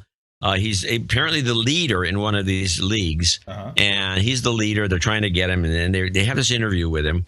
And it was kind of surprising to me, one aspect of it. He's very professional. He knows how to name the sponsors. Well, let me show you what I'm talking about by playing clip one here. Is leading into these 5 remaining races? We just got to be smooth like we have been the whole season, really, and take the wins when we can, and just take the best finish possible when we can't get the win. So I definitely can't thank everyone at Bill McNally Racing, Napa Auto Parts, Frontline Enterprises, Toyota, TRD, everyone that really gets us to the racetrack to even be talking about what to do about these last 5 final races. It's cool to be in the points lead, and okay, that was slick. I like how he did that. That was very slick. Now, the kind of the kicker though is in the second part of this clip. Listen carefully, and then I want to just say, and all the losers out there who are spending the weekends just pretty much not doing much, except I haven't been able to clean my office, and I have to do that. Yeah. So I'll put myself in that same camp as you listen to part 2. What to do about these last 5 final races. It's cool to be in the points lead, and starting from the lead, it kind of lets us control the race a little bit. Sorry. Now, speaking of things that you do away from the track, you just started in the 11th grade. You're homeschooled. Talk about what the schedule's like being homeschooled and racing. Yeah, it's a little bit of a crazy schedule. I was out at the Bill McNally Racing shop. What? Yeah. You heard right. He's in the 11th grade. Oh, my goodness. This guy, he sounded like he was in his 26, 27. Yeah. He's already got the patter down. Wow. He's a future star, obviously. Superstar. Nice. Perfect. Yeah. Hey, there was points leader too, by the way. So yesterday I started getting these tweets like, "Oh, get your producer bit ready. Get your producer." I mean, what are you talking about? And I know what they meant, of course, is like, okay, time to cut it, go to black, go blackout, go to cut it. Trump visited a church, a black church, which has been this thing that all the talking heads have been calling for, particularly our black talking heads in America. Well, if Trump, instead of talking to a white audience, maybe he should go down and talk to people in a black church. So he goes to a black church. Of course. And first of all, very uncomfortable to watch him, white man swaying along to the rhythm.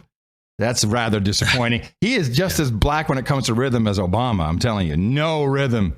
He's like, hey, no, that was bad optics.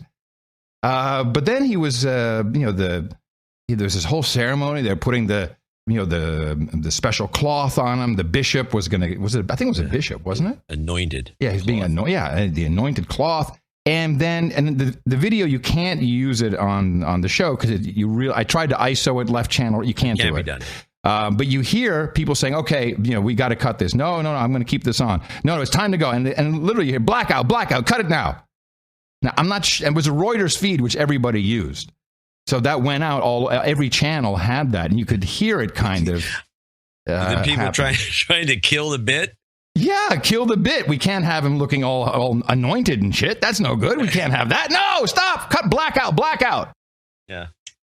Sadly, you couldn't hear it, but I wanted to mention it. And that's a lead into the following two clips. Two religious men, one pastor, Pastor Mark Burns, who is a Trump supporter. And then we have Reverend, I don't have his name right here. And he is against Trump.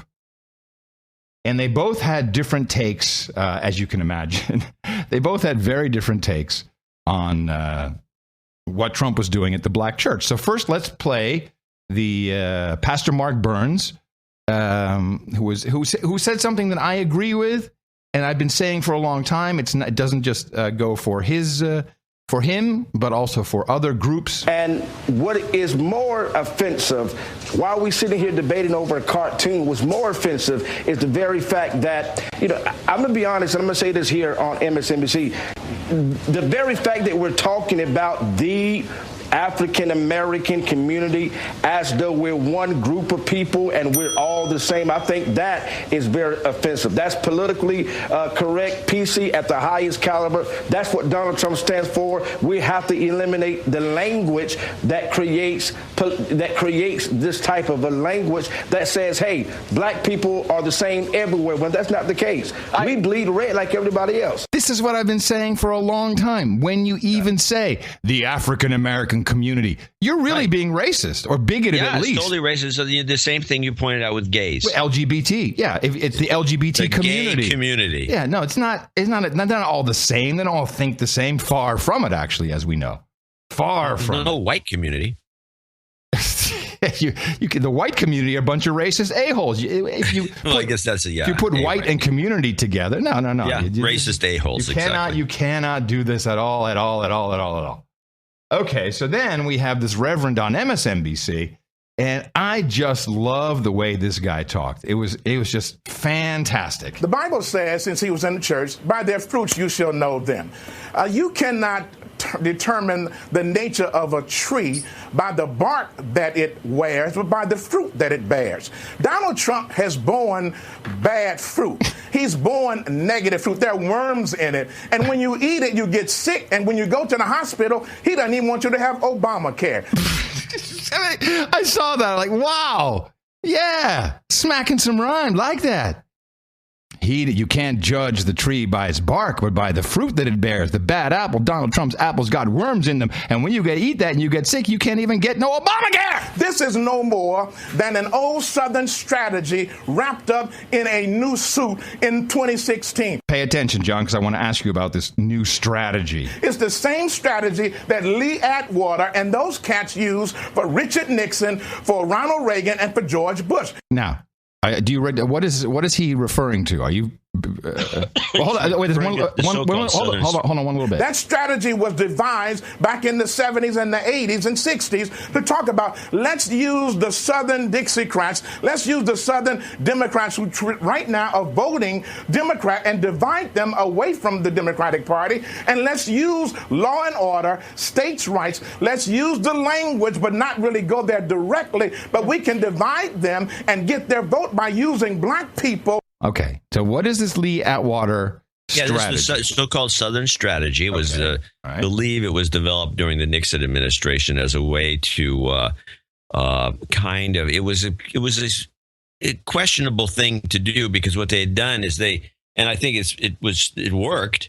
It was the South had been a strong Democratic, it was a stronghold of the Democratic Party, and they had gotten to the point where they were winning everything because they were keeping blacks from voting for all practical purposes. And in fact, many of the states down there are predominantly black. And if they've all voted, they would have all black, they'd have more black congressmen and the rest. And they do have a lot of them now. So the idea was to get these Democrats who were not necessarily the Dixiecrats, they were called, as he says.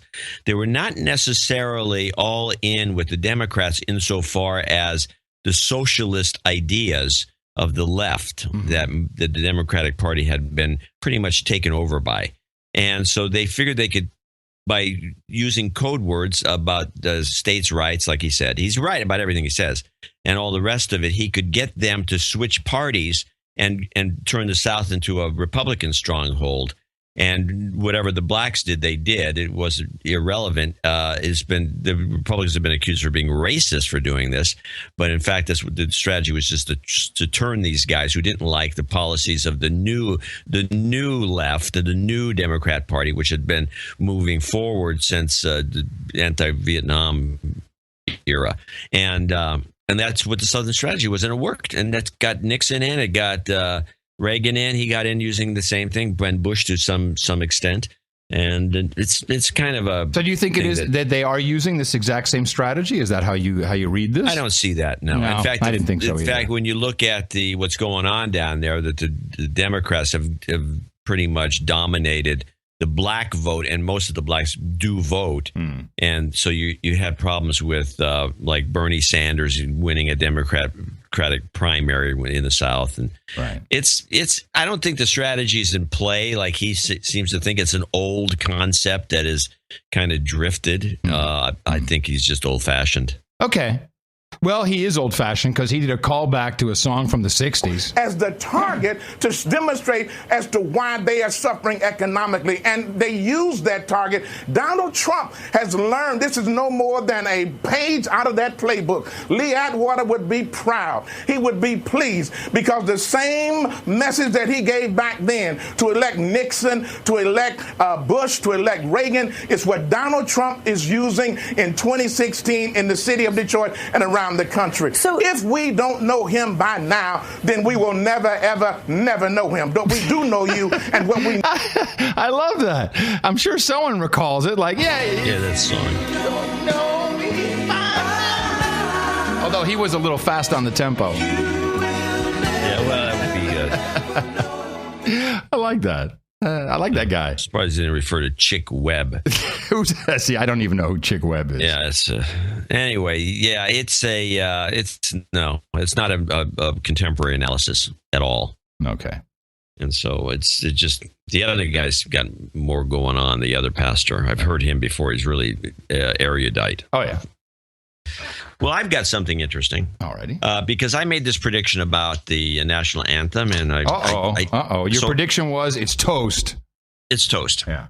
And now, the reason I make the prediction, and people say, well, why do you make a prediction like this? Well, one of the things you do is you look for anomalies, things that the media is somebody's in the media is behind it.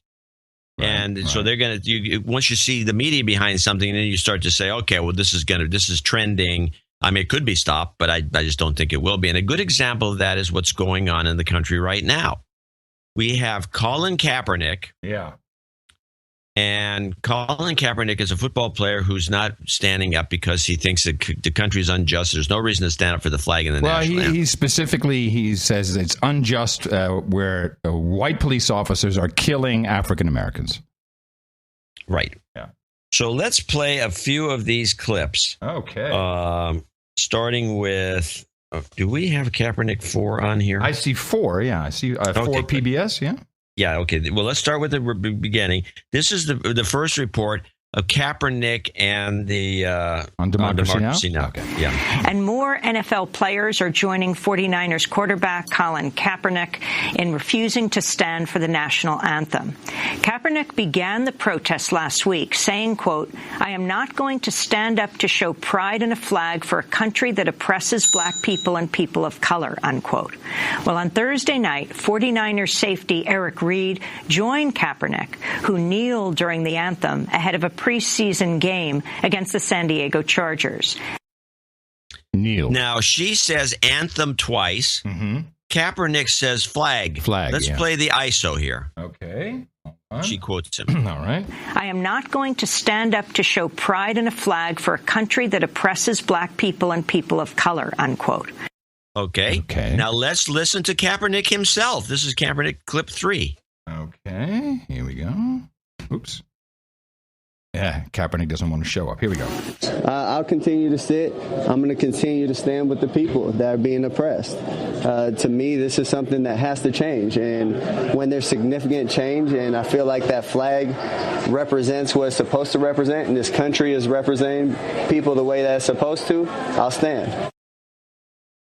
Now, what did he emphasize there? The flag. The flag, yes. He emphasizes the flag. He's talking about the flag. The Kaepernick thing is about him not standing when the flag goes by during the anthem. But no, that's not what the agenda is. The agenda is the anthem, even though Kaepernick doesn't seem to know it. He's just not playing along. So let's play. Yeah. So let's play PBS and their interpretation of the whole thing, where they don't even bother really paying much attention to what Kaepernick's actually saying. For more on the Kaepernick controversy and the broader context, we turn to William Roden, a former sports columnist for the New York Times, who has long written on this subject. First, your thoughts on what's been happening this past week. Well, it's pretty phenomenal, the controversy. But in a way, I would think we should probably thank Kaepernick, because he's really gotten us into a deeper history of the anthem, of the author of the anthem, of the background of the author of the anthem.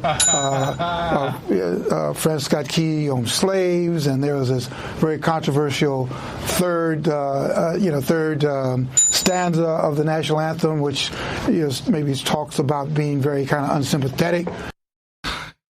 Yeah, you're right. You are absolutely right.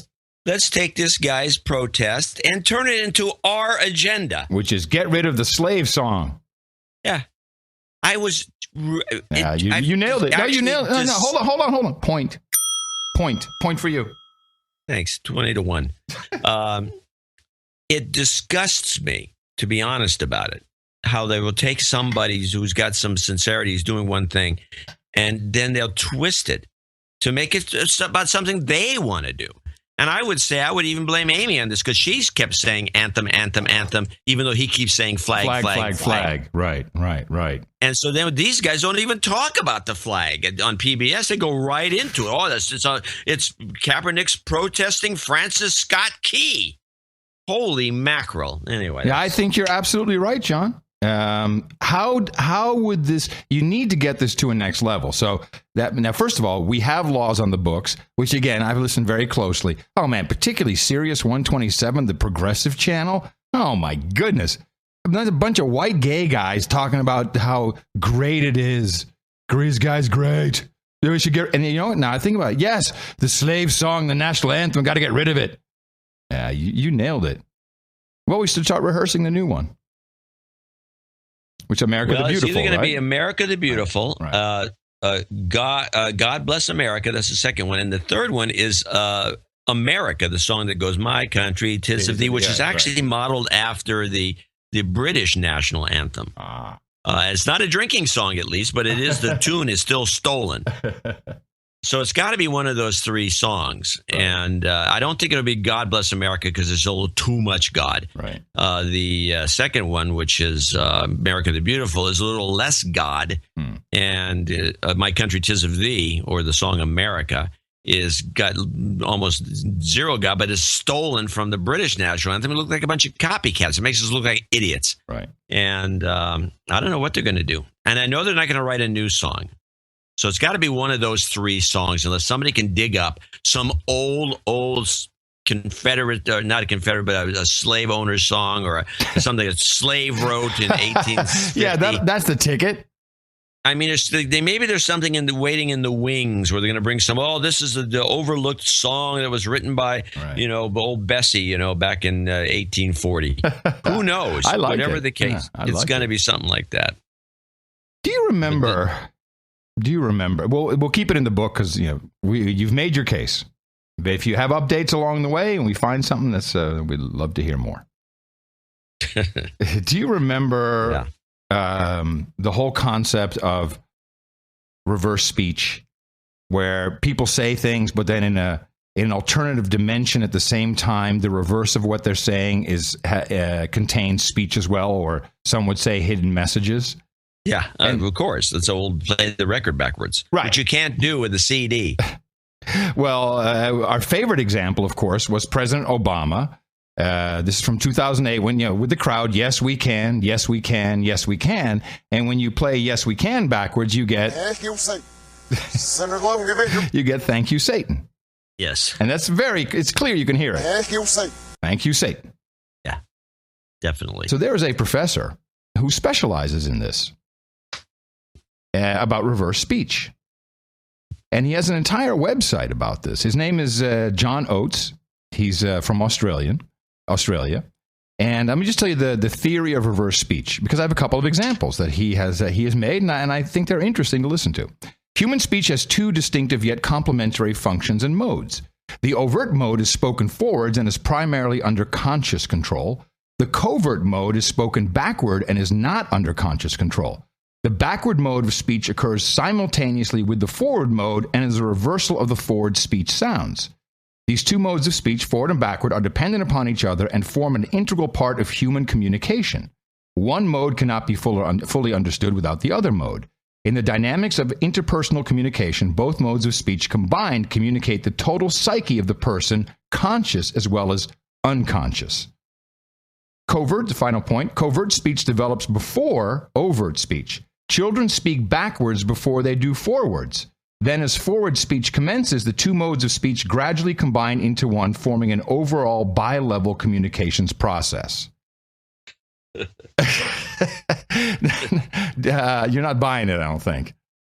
Well, I would go along with it until they got to the part where the kids speak backwards before they speak forwards. That was a stretch. Okay. Well, so he babbling.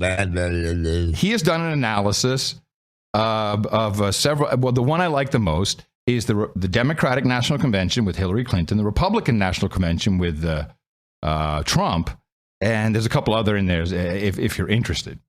So what he's done, I have this audio file. Of course I'm interested. I thought you would be. I have these audio files, and what you'll hear is the sentence is usually a short sentence, and then the last words, there'll be a little pause, then the last words will reverse, and then it'll spin it down in three different sections so you can hear what the word is. I'm not going to say what the reverse speech is. I'd like you to be able to hear it. Otherwise, I think it's complete confirmation bias, obviously, like that trick you played on me. Okay, so let's start with Hillary, and you tell me if you can understand the reverse speech. What happened in this city 240 years ago still has something to teach us today. Now we're going to reverse it. Edison. Now, were you able to hear that? Were you able to eat a sin? Hear this sin. Hear this sin. Okay. Well, I didn't hear that. Okay. I heard eat a sin. Okay. Here we go. Let's try this one. That kept me working as hard as I could in the. I'm sorry, not that one. This one. Here we go. This one. I'm happy for boys and men because when any barrier falls in America, it clears the way for everyone. And we'll to reverse it. Men is all free. Men is all free. Men is all free. What'd you hear? That's long and furry. Then it's all free, is what you're supposed to hear. Oh, then it's all free. Yes. So I'm happy for boys and men, because when any barrier falls in America, it clears the way for everyone. And her reverse speech is, then it's all free. Let's try this one. I'm not liking this because you're not getting anyone's really right. Let's try this one. That's how we're going to make sure this economy works for everyone, not just those at the top. Girls screw women off. Girls screw women off. Girls screw women off. Could you hear it? Girl screws him in office. It's I'll screw in an office. I'll screw in an office. Yeah, at the top. So it's kind of like a microaggression against Bill is the conclusion of that. Oh, okay. Let's try one more. There we go. You have to keep working to make things better, even when the odds are long and the opposition is fierce. Okay, reverse. Great Satan. Great Something about Satan. Great Satan. Great Satan. Yeah, I got that. I thought Great Satan worked. All right, let's go to Donald Trump now, the Republican National Convention. And here we go. This is a good one. I like this one. The Democrats, on the other hand, received 20% fewer votes than they got 4 years ago. Not so good. Not so good. Okay, reversing. News was scandal. News was scandal. News was scandal. Did you hear it? Something was stunned. Yeah, dude was stunned.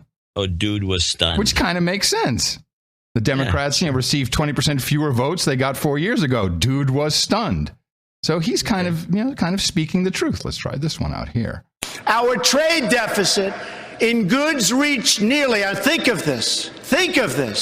Our trade deficit is $800 billion. Yet, think of that. Okay, reversing. They lynch you. They lynch you. They lynch you. What'd you hear?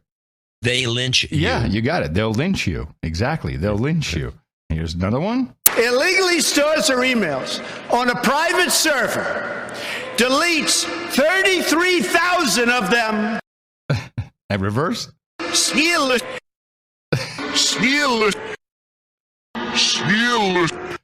What'd you hear? Spielman. Steal it. Oh, no. All right, last one then. It's not. It is time to show the whole world that America is back. All right, reverse. Our war horse. Shit. Yeah, I don't think you can. Our war horse. Shit.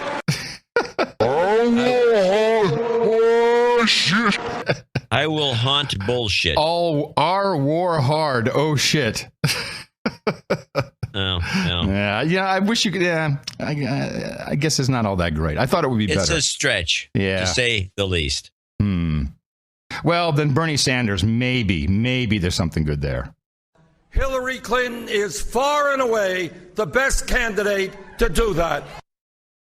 All right.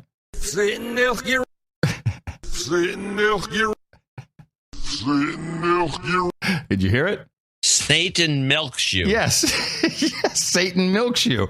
And that was the whole theme of anything Bernie Sanders was saying, like the last one. Hillary Clinton is listening to the scientists who tell us that if we do not act boldly in the very near future, there will be more drought, more floods. And reversing it. I'm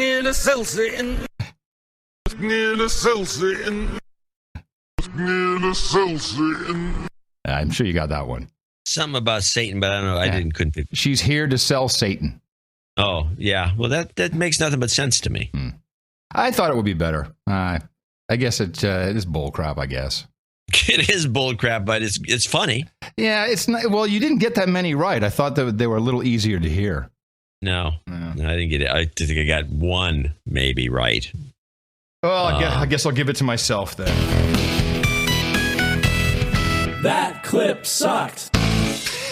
Well, it wasn't really a clip. It was worse. Those clips. Segment. It was a whole package. A whole package the of whole package suckage. sucked. I really tried. They can't all be gems. It was a second half of show thing that I think your heart was in the right place. Well, thank you. I'll take Satan. All right. Well, let me see if I can redeem myself. Switch some topics here. I do have a climate change clip. We haven't had a climate change in a while. Maybe we should open up the gate for a second. To the gate, to the gate, to the climate gate. Yes. Yeah, this could actually almost be a two-parter.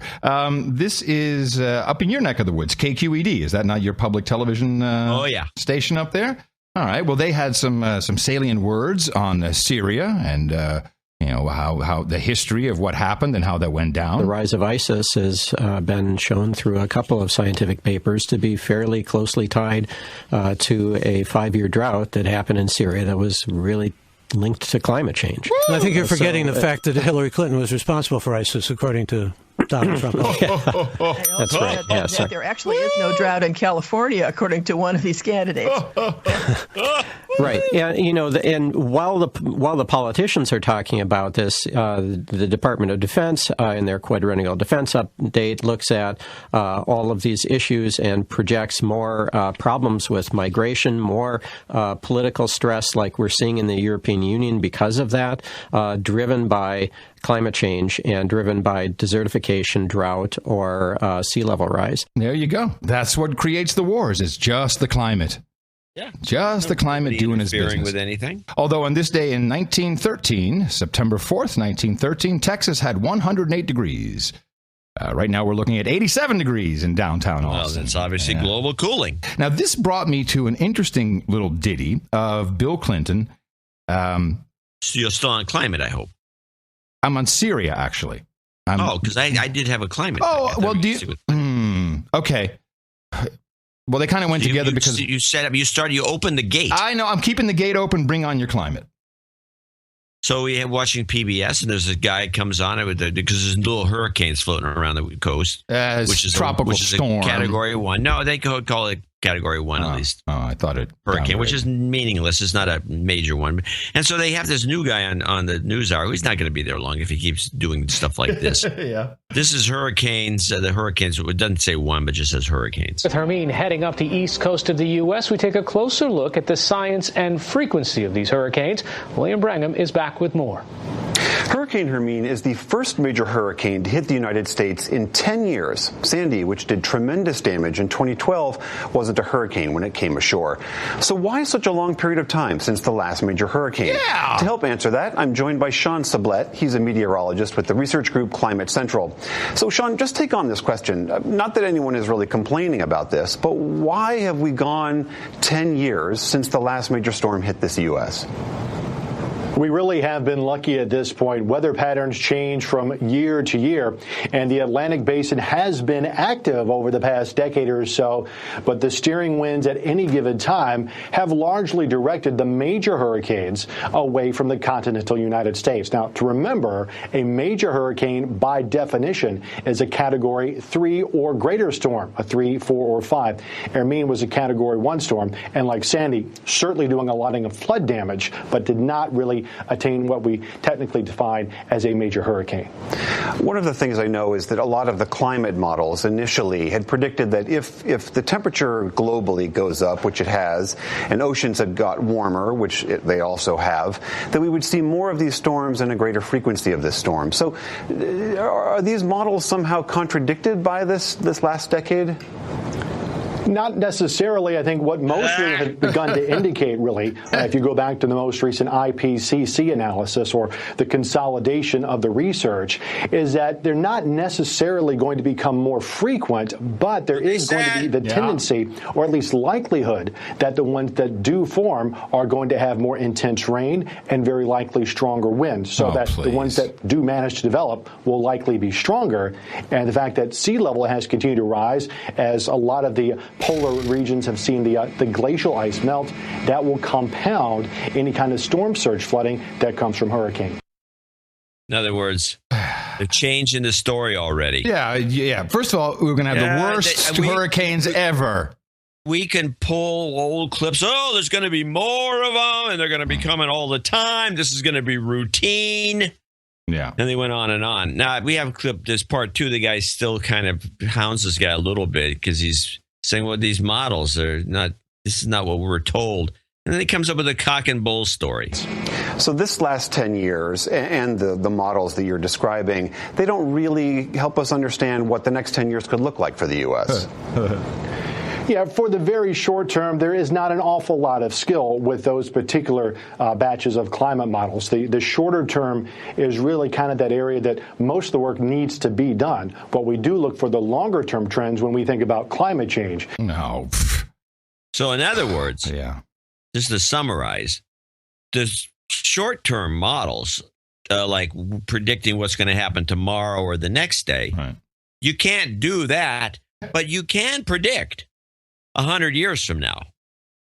Well, of course, it's science. Would you be quiet? So that makes nothing but sense. If that's not cognitive dissonance, I don't know what is. That's exactly what it is. Well, the New York Times had a big article yesterday. Headline, flooding of coast caused by global warming has already begun. And then underneath that, scientists warning that the rise of the sea would eventually imperil the United States coastline are no longer theoretical. Ooh. And it goes on to talk about the cost. Of course, we know that the global warming, this whole Paris Agreement, IPCC, is the African nations mainly want money. But that's not the only people who want money. Florida wants money. They got a $400 million plan that has to, includes raising streets, installing pumps, elevating seawalls. And I think everyone gets a wetsuit. I'm not sure. But you could certainly throw in a couple $100 million for that. So the reason why this continues to be big on the agenda in the United States is also because all these states, Georgia is now doing as well, they want money from the federal government. And yeah, there's problems with water. Tina lived in Florida for a long time. And so whenever there's a storm or a possible hurricane, she's always interested, watches the story. She says, it's really not the storm. The storm is really not the problem. So what, isn't it scary? She said, yeah, the wind's howling, it's nasty. But it's the weeks after the storm when power's cut off, your food is rotten in the fridge, you can't get gas, your house smells like a damp Petri dish. See, that's the horrible part of these storms. So that's why, sorry? I think you did a wonderful job with all the descriptions until you got to damp Petri dish. Yeah, I don't know why. It should have been a wet dog. Or she could have been I think that was my old socks. I think that was my interpretation. I don't think she actually said that. She said wet, damp something. I can't remember what it was. I think socks. wet. You didn't say socks. I like wet shoes. dog. No, wet dog is good. Wet dogs are good. Wet dogs, that smells nasty. I agree. Yeah. Wet dog. Or monkeys. Yeah. Okay, can I get back to Bill now? I mean, to the Syria? I'm sorry. Yeah. I just wanted to get, but you got to close the climate gate then. Of course, close the gate, everybody. To the gate, to the gate, to the climate gate. All right. All right, shut it up, everybody. You can shut the gate now. Shut the gate. All right, birds tweeting in camera 5. 3, 2, 1, and cue Adam. Okay. I'm always looking to see how now, of course, since I've been following Charles Ortel, I'm always looking to see what the Clinton foundations are doing, because there's more than one. Bill's on stage here at one of the gatherings, and he's talking about Syrians. Now, we know that Donald Trump has told us many, many times that Hillary Clinton wants to bring in 500% more Syrians. It's always Syrians. More Syrian refugees. We don't know anything about them, blah, blah, blah. And indeed, on the books, there is a plan to bring in, a significant amount of Syrian refugees. So Bill's talking.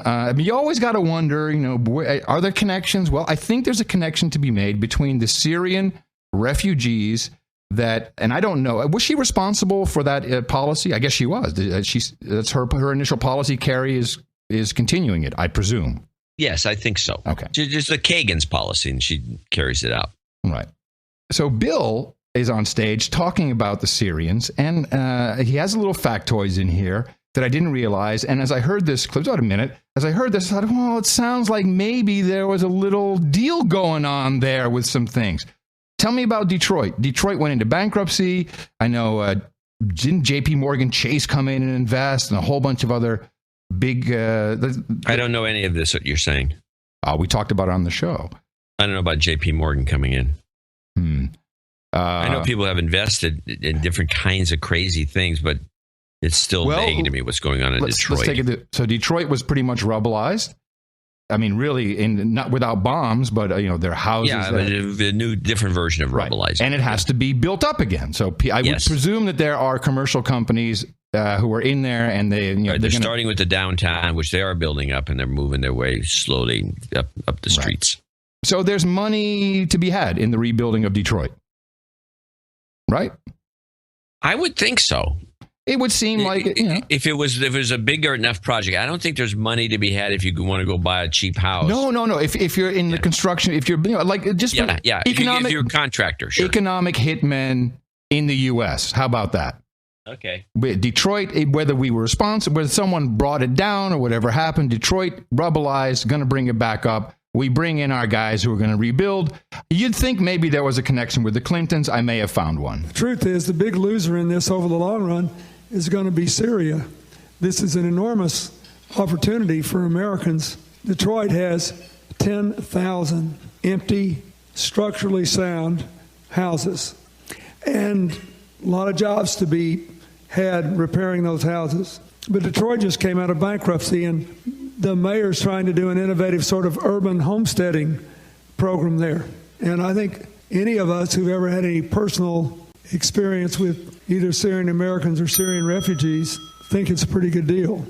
I know what caused all the fear and reluctance. It was Paris, because 6,000 people went from Europe to ISIS land, about 1,500. I love that Bill has made up a whole country. ISIS land. ISIS land.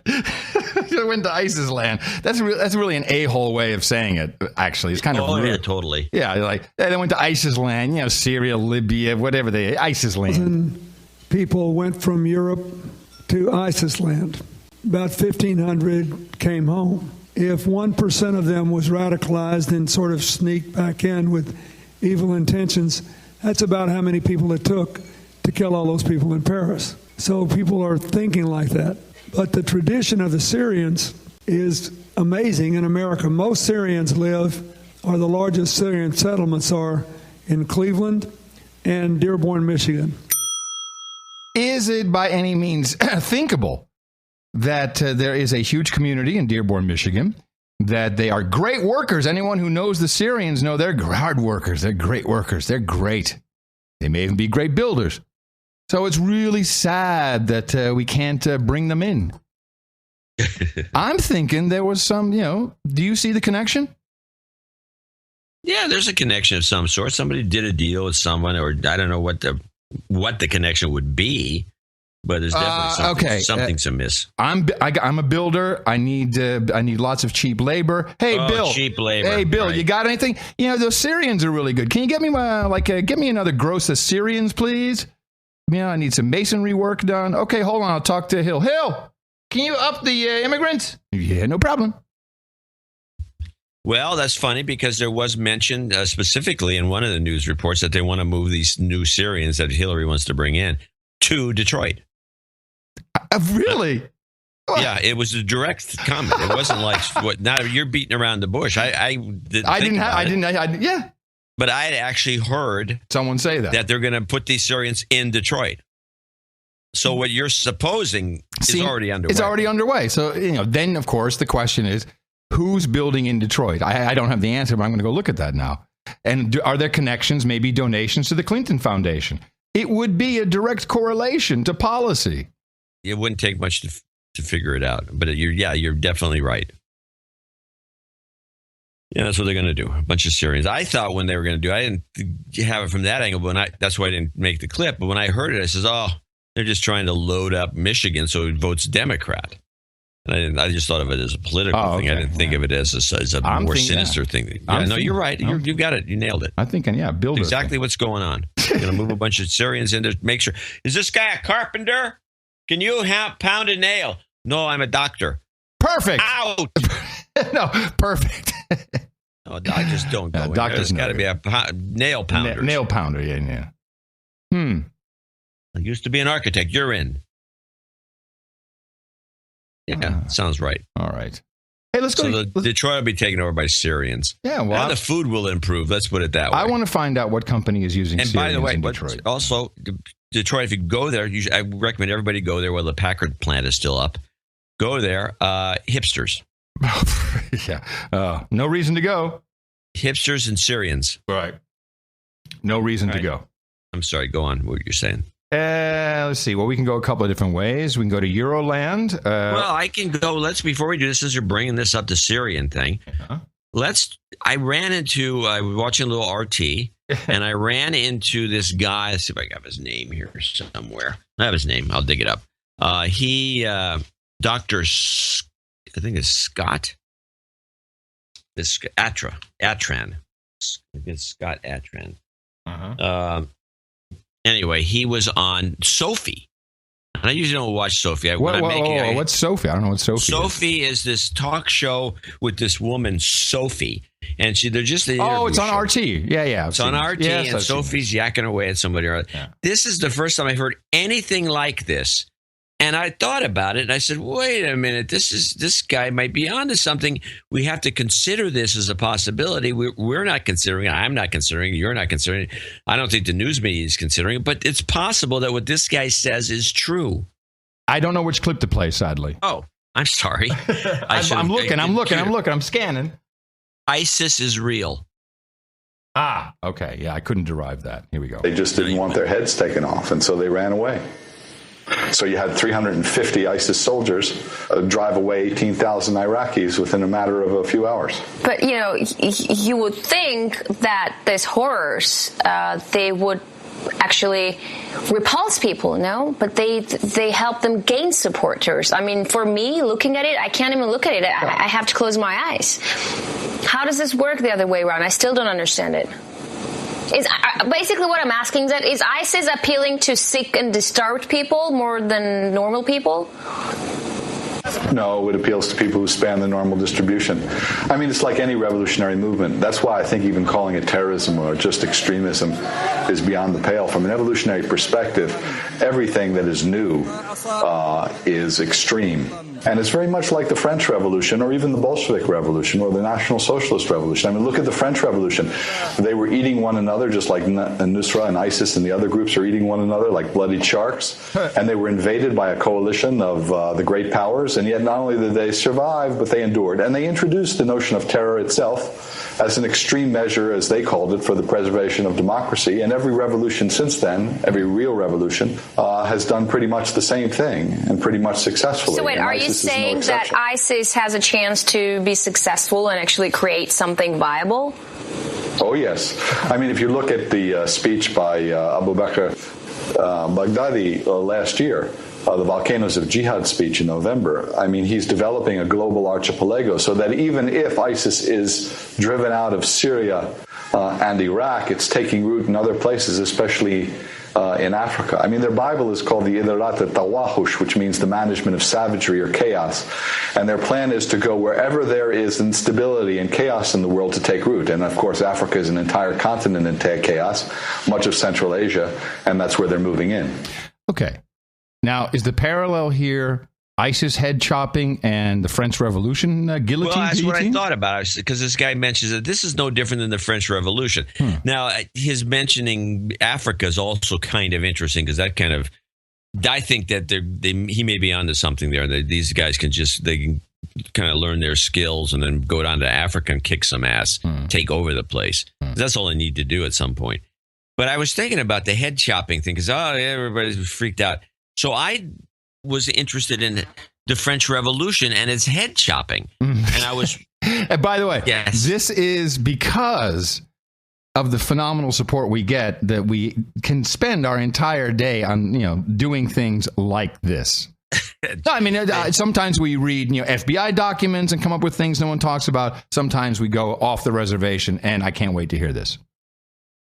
So I realized that the French Revolution, based on head chopping, they chopped off everybody's head they could that was in all the aristocrats. And I always like to remind people out there who are in the elite category of the elites that live down in Woodside or Atherton and places like that you could have your head on a stick overnight if you're not careful. And you get your head on a stick, it has to be chopped off to begin with. And it's it's the headache, is the migraine is crazy. So the thing about the French is that they decided to chop off so many heads that they had to invent a device, a mass production device called the guillotine, to chop the heads off. That's what got me thinking. It was like, why would they invent this guillotine? Because it was really cool looking when this thing came down. Wait, that's the history of it? It was actually automation? I'm thinking that because when you look into it, how many people do you think had their head chopped off in France during the Revolution? I mean, I'm going to think it wasn't as many as we thought it was, but now that you mentioned that they needed a device to automate the business of it, I was going to say maybe, okay, I'll go crazy and say 500, but it's got to be much more okay, how many? Between 15 and 40,000 people had their heads chopped off in France. Wow, and all we ever hear about is Marie Antoinette. Yeah, well, they took her head off too, and they held it up, and everyone yelled, "Yay!" They went around the place and found every aristocrat they could, and I'm sure they mistook a lot of people. I'm sure a lot of, "Hey, I'm just the bookkeeper," and he get his head chopped off. If you think about the guillotine, why it exists, it was because they had to cut off tens of thousands of heads. And one guy with a big sword, I can't do this anymore. I've already cut off 20 heads. It's hurting my arm. So they invented the guillotine, and they chopped heads like they went nuts. Nobody wants to talk about it. Well, no, it's not. I don't think anyone has taken the time to go look that up. I love you for that, man. That's great. Yeah. Well, why don't we introduce this? I mean, wouldn't it be cool if ISIS started using something similar? The guillotine? Yeah, that would, at least people would understand it better. Well, maybe they'd understand something. I don't know. We're not going to get anywhere close to what you just heard right now on the network news. Let's put it that way. No one's going to talk about, potentially 40,000, which is probably a low number. I mean, forget even that. The fact I didn't know that the guillotine was invented because they had so many heads to chop off. That's a learning moment. Well, why? Well, it's only logical. Why else would you invent such a device? Yeah, I never stood still, never thought about it. Next. Nice. We need a guillotine sound. Don't I have a guillotine sound effect? No, I don't. I need one. I need a guillotine sound effect. Yeah, and then the head falls in the basket. Which is the origin of going to hell in a handbasket. Yeah. Because you're going to hell with your head in a handbasket.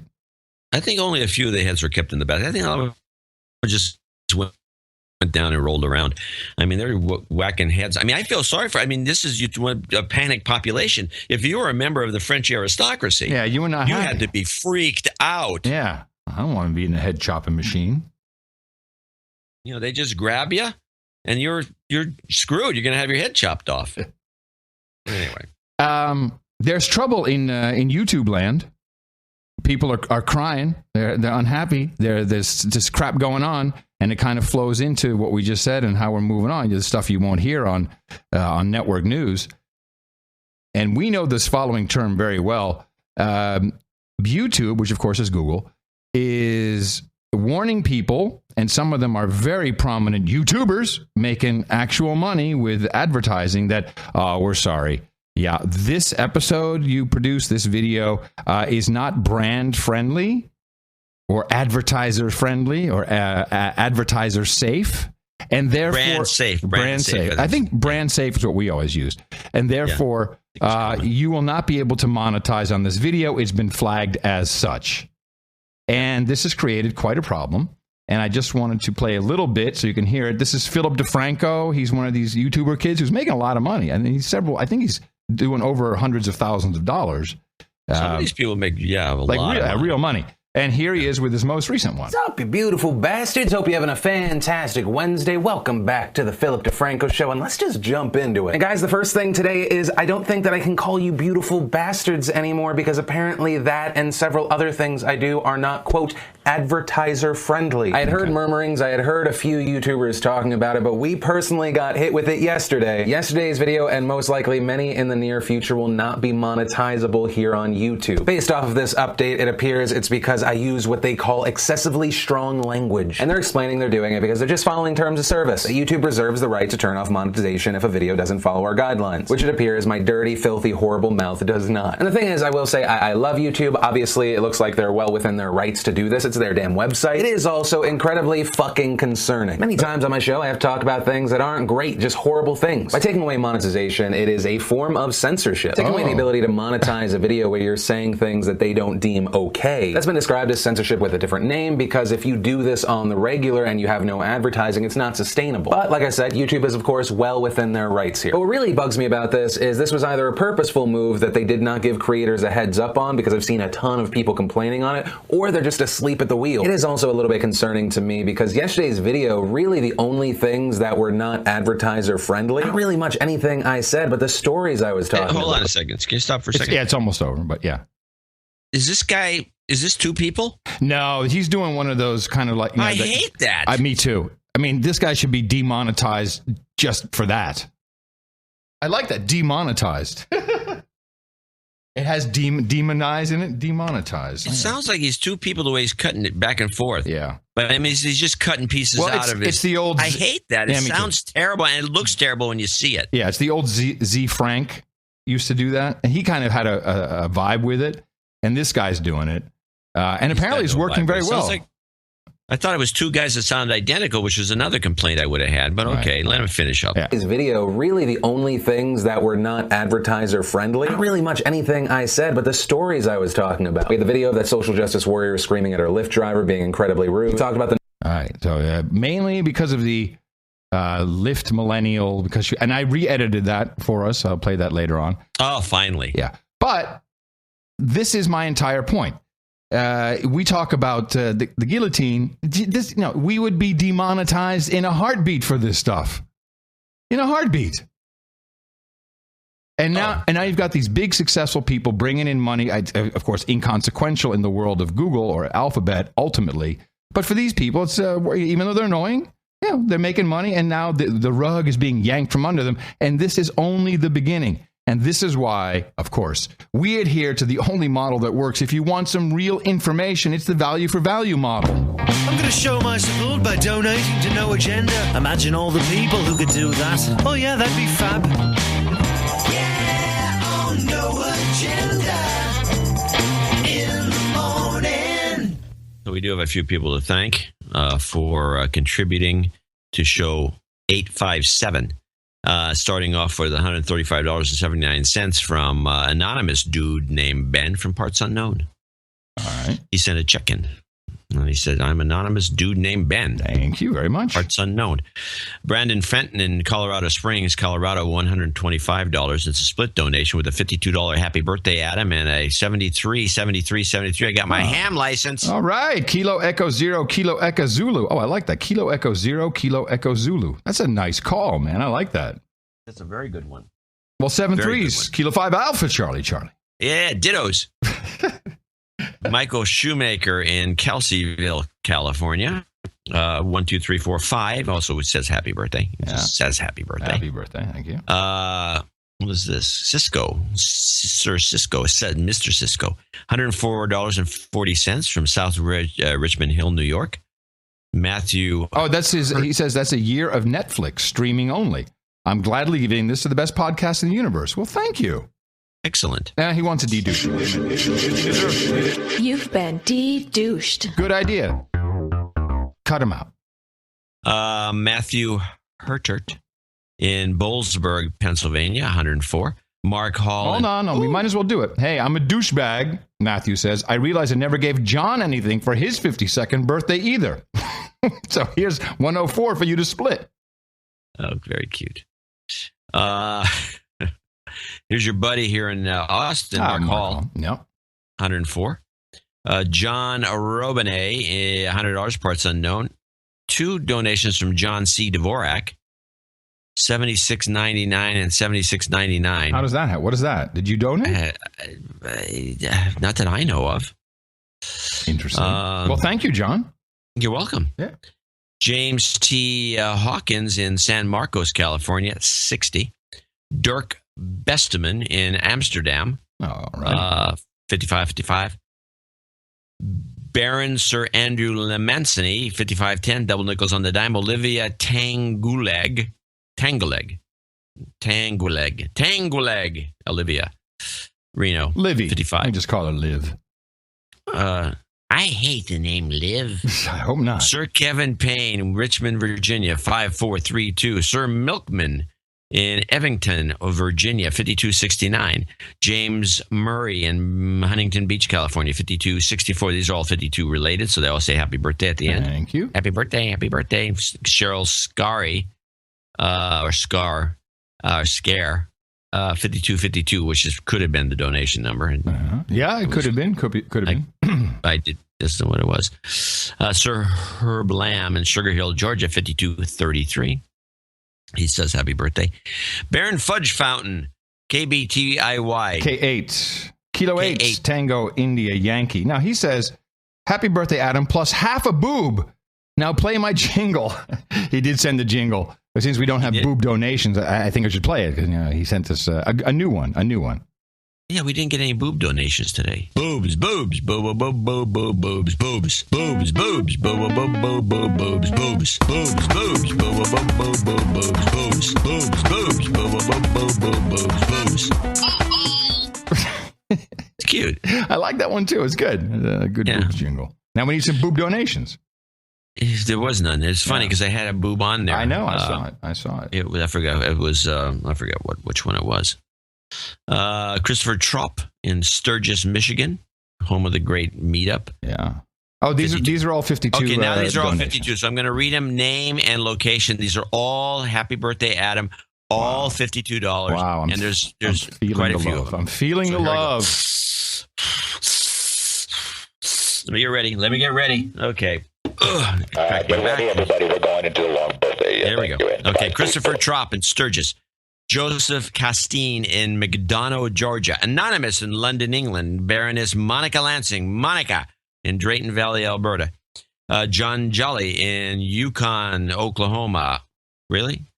Sir Kevin McLaughlin, parts unknown. Sir Derby Dyke in Tucson, Arizona. Clark Pruden in La Jolla, California. Sir Kevin Lacombe in parts unknown. Stephen Struzinski in North Sydney, New South Wales. Alejandro Chapa in Houston, Texas. Hold on, John. I think you missed a couple. Did you do Sir Derby Dyke and Clark Pruden? Yeah. Oh, I'm sorry. My mistake. You were on a roll. I thought you missed it. I'll shut up. No, you got me stopped again. I'm sorry. It's like getting out of the motorcycle in Reno on that cold winter night. Yancey Summer, also in Houston, 52. Yancey, that is. Richard Bowersox in Cedar Rapids, Iowa. Aaron Huber in Petah Tikva, someplace. I don't know where that is. But Aaron Huber. Paul Vitorino in Olathe, Kansas. Sir Chuck Walters in Schaumburg, Illinois. Mark Pleger in Beaver Creek, Ohio. Radu Pertuk, parts unknown. John Akin in Babson Park, Florida. Vincent Farrell in Milpitas, California. That's right down the street from me. Joel Reynoso in Chippewa Falls, Wisconsin. Miles Comer in Walnut, California. Robert Verderber, one of the two. In Palmetto, Florida, named after the bug. Naveed Khan, parts unknown. Tim Leopard in Marietta, Georgia. Gregory Surplus in Parkville, Maryland. Kevin Bowling in Watsonville, California. Eric Von Martyr in Van Nuys, California. Callan Nistor in Northville, Michigan. Ron Driggs in Salt Lake City, Utah. We don't get enough donations from there. Jason Werner in Schertz, Texas. These are all 52s. Fernando de los Reyes. His son Lucas has the same birthday as me. Nice. Another one. He's in Sierra Vista, Arizona. Melissa Hodges in Oklahoma City. John Knowles in Murfreesboro, Tennessee, along with Patrick Coble, who's actually also in the area in Fairview. Scott Rendon, $52, parts unknown. Stephen Johnson, Carmel, Indiana. John Upper in Florida. Julian Barlow in Farnworth, Great Britain. Andy Kluber in Terre Haute, Indiana. This is really quite overwhelming. This is really beautiful. Yeah, they love you, Adam. Yeah, I guess. John Grumling in Battlemont Mesa, Colorado. Wow, sounds like a great town. Miami, Florida is Louis Pastor, or it could be his middle name is Al. He would be the inventor of the Al Pastor taco. Carl Otto Rosenquist in Sweden. Yes. Michael Zalina in Lakewood, Ohio. John Dave. Michael has a call out. Nathan, call him out as a douchebag, please. Douchebag. Done. Nathan is a douchebag. John Wilson in Mexico, New York. That's what it says. Mm-hmm. Jonathan Joby in Vancouver, BC. Eric Hoff in Edmonton, Alberta. Kevin Scott in the Netherlands in Sertogensbosch. Yeah, that's what I said. Richard Riley in Loomis, California. Sam Godwin in San Jose, California. Daniel Tomash in Washington, D.C. We don't get enough donations from there. Robert Drykeson in Oshkosh, Bagosh, Wisconsin, 52. Christian Seguin in Quebec, Canada. Dwayne Foles in Moses Lake, Washington. Timothy Pettigrew in Lahaska, Pennsylvania. David Jeffries in Towanda, New York. Eric Schmidt in Frankfurt, Deutschland. Dame Tanya Wyman in New York City. Jerry Bissell in Bandon, Oregon. Gail Johnson in parts unknown. Steve Edwards in Centerville, Ohio. And finally, last but not least, Tina Snyder in Austin, Texas. The keeper. Oh, isn't that sweet? What does she say? She says, "Happy birthday to my love, to the man that knows how to empty a garbage can." No. Read it right. That's not what it says. Read it properly. I'm sorry. To the man who knows how to No, you're not reading it right. To the man that knows how an empty box meeting changes lives, who knows how to tightly wrap a blanket, who commands and directs all that is Thor. Really? Who knows how to drive a mean fire truck, and who can sign my Tiger Beat anytime. Okay, baby, finish the show and let's eat some cake. Yeah. Okay, well, that's what I figured. A lot of coded messages. That's one mother I'd like to. Thank you, baby. And we finish off with a few $50 donors. Message received. Many of them came in as checks, and some of them came in just as normal donations through the PayPal. A lot of these people just continually donating $50. We really appreciate it. Stephen Chipman in San Rafael. Robert Walls in Pulaski, Tennessee. Shannon Davis in Las Vegas, Nevada. Matthew Januszewski in Chicago. Robert Bruckner in Gilbert, Arizona. And last but not least, Jared Seuss in Chicago. And Sir Brett Farrell, our friend in Oklahoma City or thereabouts. Oklahoma, that concludes our list of well-wishers, especially well-wishers. Happy birthday donors for shows 857.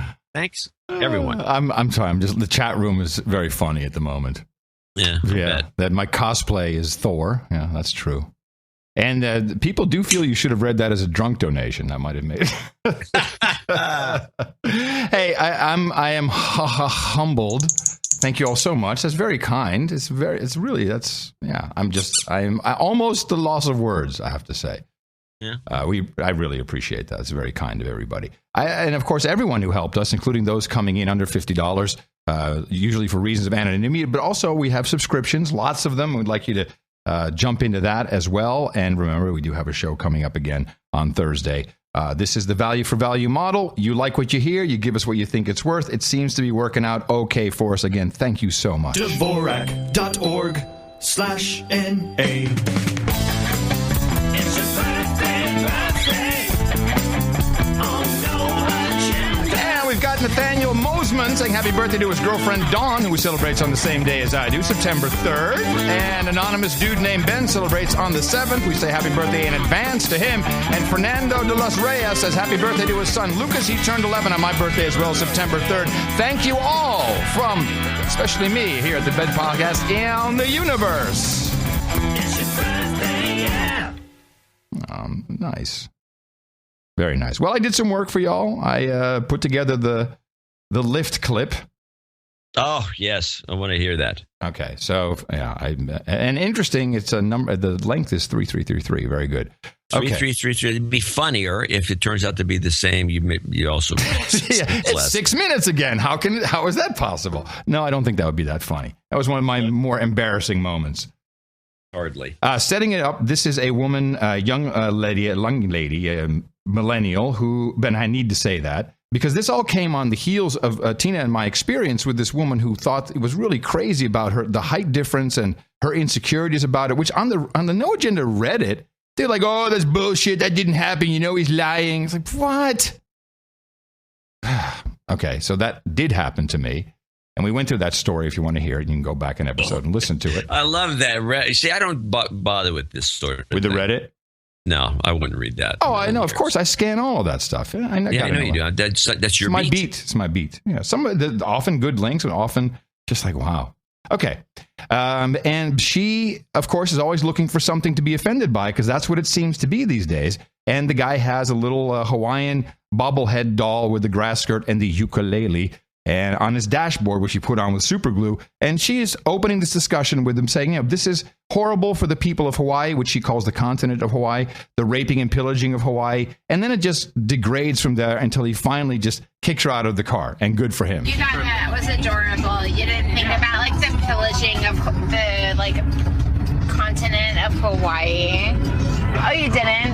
Okay, so you won't get rid of the doll then? Because that was a really cute thing that you found at Goodwill. But so obviously, you as a white male, you were the least But now you're judging me. You're assuming where I'm from. No, I'm not. I'm not judging you. I'm just saying that perhaps you might be the person who is least hurt in this situation. I'm a passenger in your car. That doll is offensive to me. But you don't want to take it down because you found it at Goodwill and it's fine. Yeah, no, I do want you to because it's actually deeply offensive. No, I do want you to take it down. I'm going to do worse than give you a 1 star. No, I would like you to take me to my destination. You're going to be on Gawker. No, you will be published on Gawker. And you'll be the next internet meme. It's going to be super funny. Yeah. I mean, God forbid, anyone take your special Hawaiian doll away from you. Because it's a thing that actually affects my life and a thing that doesn't affect your life. It's actually super relevant. Really? Yeah, so which part of it is not irrelevant? It's not sad, it's important. Did you say it was pathetic? Can I have your name, please? That's a disrespectful object that you have in your car, and whether you're Asian or not, you should be considerate to the fact that you might have passengers that don't find that thing to be. Off of my dashboard when it's super glued. No, I just said you can set it down for a second. It might be not amusing to all passengers. You're going to experience this again, by the way. And so I hope that from this lesson, today, you're being rude. Actually, no, I'm not being rude. Oh, because I wasn't nice enough to you. I've been pleasant to you this whole time. I wasn't nice enough to you for this thing. And as this ends, it ends in the same way that my experience ended, where they try to guilt you, and then say, oh, you're deflecting if you say anything else. And at the end, they wind up calling you names. It's really an odd illness. That's fine. I've been video recording the entire time. I'm excited. That's cool, and I'm being respectful to you. No, you're not. You have been actually very rude and extremely entitled. Yeah, I'm sorry that you have no consideration for actual Hawaiian people who don't want to be a bobblehead item in your car while you're driving for Lyft. You f***ing selfish, dumbass idiot. Yeah, that name calling thing at the end is really strange. This is what you see with the Hillary Trump thing going on. They call out Trump for the racist comments, supposed racist comments, where he says the Mexicans are rapists. some of them. But then they start calling him a moron, a clown, an idiot, a fool. In fact, Greenwald did the same thing. Had these same terms. There was a guy's a clown, a moron, an idiot. And then they make these pinatas out of him and pound him with baseball bats. So it's like another 40 seconds. So she keeps this up, and then he's like, "No, and you, I'm going to let you out now. You really have to get out of my car." You are being rude. You have no connection to this culture. You know what that is? That's a cute little bubble item that you had in your car that you don't know anything about, and you're an idiot. Well, thank you very much for your opinion. Yeah, you're welcome. Maybe you will think about it tomorrow when you wake up in the morning. No, you can take me all the way to my house. You don't have to. It's no, my yes, car. you do. I'm the drop off. Here's the sidewalk. Have a wonderful night. Thank you. Yep. I'm so excited. Can I have your name again? Nope. Have a great night. Yes, I can. No, can I have your name again? We'll all just stay here then. Well, then. Oh my God. This is my car. Can you please get out of it? No, I won't. Call the police. Call 911. Okay. About how I won't leave your car. I wish you would. Can you please? No, I can't, but you can give me your first and last name. Here's what I'll do instead.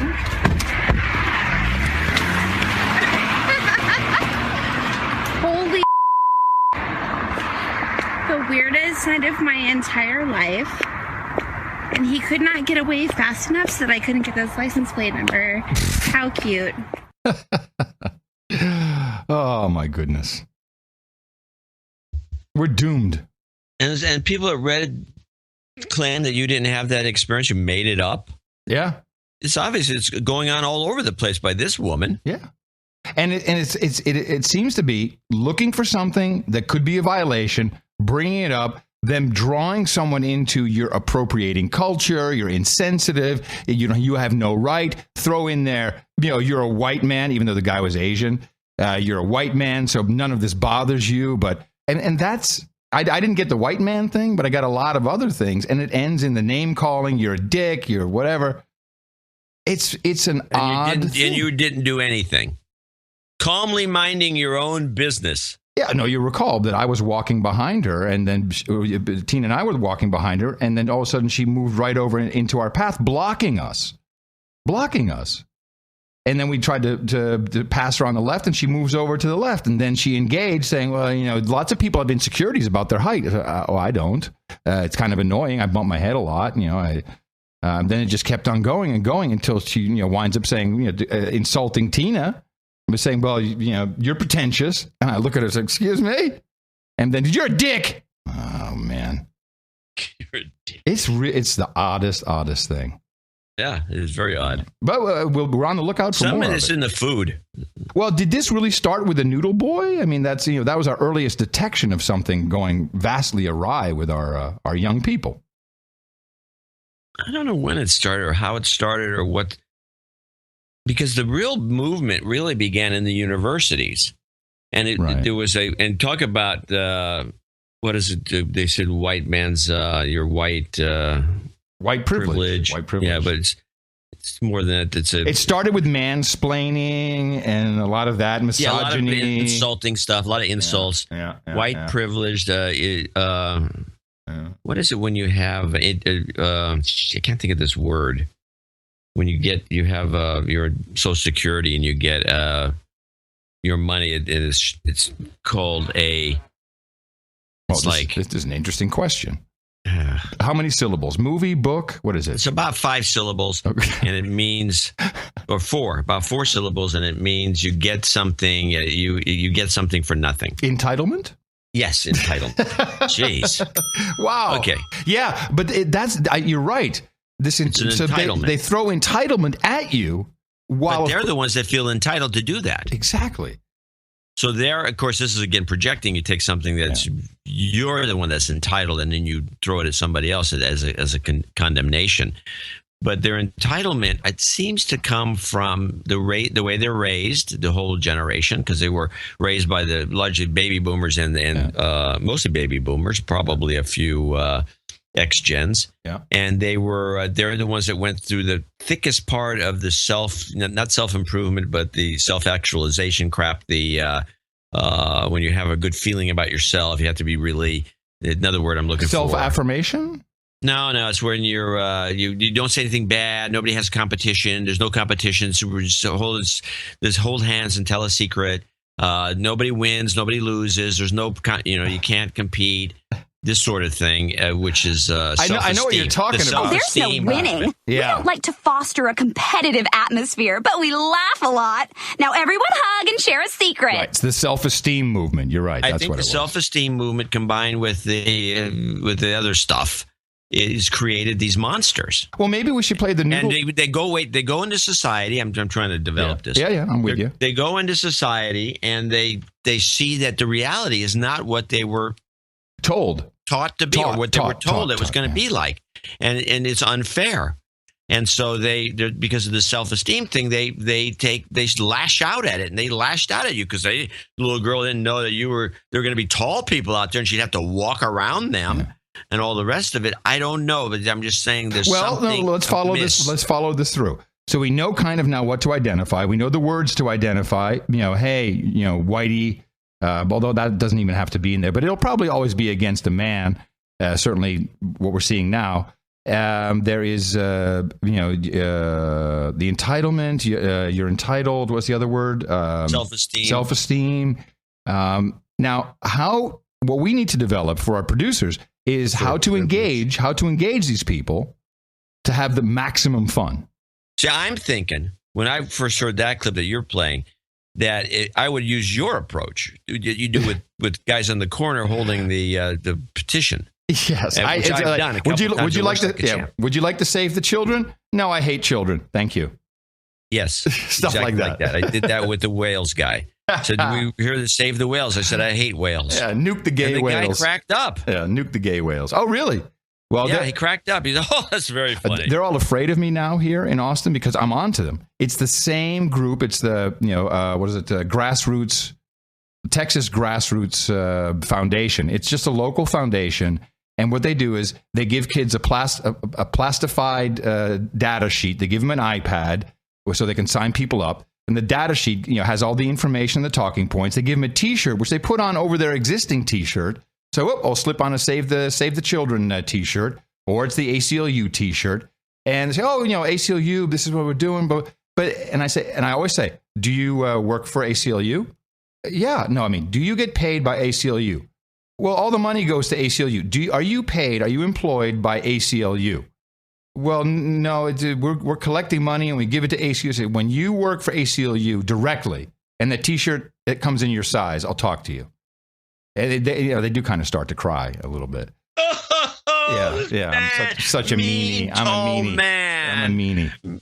Mean whitey. Now, what do we do with? One thing would be to say, why don't you just cut straight to the chase and call me a dick right away so we can get over it, so I don't have to, go waste 5 minutes of my time. But I don't think that's maximum fun. No, that's no good. So I'm not sure what to do, but I think we should. I don't know. I was just throw some hand signs at him as though you can't hear. Oh, pretend I'm deaf. How about that? Hello? We should all learn how to sign anyway. Everyone should do that. It's a good little hobby. Did I drop dead? Yeah, you did, but I got the gist. We should all learn how to sign? Yeah, I think so. Sign language is not easy to learn. There's a lot. No, there's actually 2 or 3 different versions of it too. So you have to learn the one that you would want to learn. Yeah. No, it's not easy, but it's not hard. It's not like really hard because there's it's a simplified language. It's like learning a foreign language, and I think people should just know how to do it. In this case, you could just sign at the guy and see what happens. And point in your mouth. Yeah, no. Here's what we need. We need. I know we have blind listeners. I know we have listeners who are certainly hard of hearing. I'm sure we have signers out there. Make a little YouTube video of something that's like in sign language, which basically is like go pound sand or something really rude in sign language. I'm sure. Something rude. Yeah, and that would be our little personal joke. That would be very funny. That'd be cool. Yeah, just a little bit, just like a one sentence that's just insulting as hell. Yeah. Do you want to play the Noodles Boy just so we can remember? Because it doesn't really fit in the end of show sequence. Okay, play it now, and then we can do a couple more clips and wrap. So this was from, when did we first get this Noodle Boy thing? This is a lot. This is good 5-6 years ago. I have, yeah, this is probably a duplicate. Yeah, I think you're right. It's got to be, maybe 4 or 5 years ago. It's a guy who got a job at the Noodles chain of restaurants, which they serve noodles, and the early sign of the Depression. And he's bitching about his job. Yeah, and about how unfair the owners are, and that they really need because they make him come in at a certain hour. Yeah, they make him start on time. It's crazy. They tell him to do things. Well, like I described earlier, there are two fundamental classes that are just a plain fact in society. You either work for someone else or you work for yourself. And most people work for someone else in a way that they aren't free. You don't really get to decide your work. For example, I work at Noodles, a restaurant, and basically it's a dictatorship there. We're told exactly what we're going to cook, how we're going to cook it, what time we're going to get there, and basically if they don't like what they're doing, they try to tell us what to do. If we don't listen, they get rid of us. And so we're not able to actually cooperate in a way that we make decisions together. I try to convince my fellow employees that we should have a union at Noodles, so it's a source of power to start with. And then I think in terms of the bigger picture, when you look at revolutions, the way that you actually get rid of any sort of dictatorship is by having workers take control of the place where they work. Would your plan, your vision for Noodles, would it include the owner? What capacity would he be granted? If the owner wanted to cooperate with us as an equal and provide his skills that he had, we would definitely cooperate with him. We'd have to abdicate his position as being an owner and controller of us, and he would have to recognize that we run Noodles together, and basically, if he doesn't want to cooperate with us, he's against us. Yeah, the owner could join in if he wants. I mean, we could have the owner a part of the company. That would be okay if he wants to like play ball with us. What an idiot! It's one of my favorites. It is a classic. That's why we keep playing it every so often. Yeah, it is a classic. I just wanted to mention, I don't have any clips of it, but it's in let's see, South Carolina. They're spraying for mosquitoes to kill, to get rid of Zika because, oh my God, we're all going to die from Zika. Yeah, they killed all the bees. Yeah. Is this confirmed that all the bees are being killed by this spraying? And what kind of morons are? I thought the bees is one of the most precious resources we have. Well, I don't know what they're thinking. Somebody just made a mistake. Now, a lot of people are talking about this being some binary thing. You spray everyone like bugs with the first dose, and then all you need to do is roll out the last one, and then everyone's brain explodes. That's a good one. I got a clip here. This is a clip that nobody talks about because we have to stay with the regular narrative that Russia's hacking everything. Oh, of course. And so, but meanwhile, Guccifer's been jailed. Yeah, for 52 months or some. Yeah, like over 4 years. Now, this guy's from Romania. He's not from Russia. No, Romania. And he's just. And he's the one that claims to have hacked and released. And he probably did. Why would he claim it? Then I did it. Throw me in jail. Right. If he didn't, he was denying it. He would maybe not be in jail. Makes no sense. Makes no sense. So, clip. In Virginia, the Romanian hacker known as Guccifer 2.0 has been sentenced to 52 months in prison. In June, Guccifer claimed responsibility for hacking into the DNC's computer network. He's thought to be the source of the 200,000 DNC emails released by WikiLeaks in July. Hold on. He was extradited from Romania earlier this spring and has pled guilty to identity theft and unauthorized access of a protected computer. Wait a minute. Was this the same woman who kept saying it was the Russians?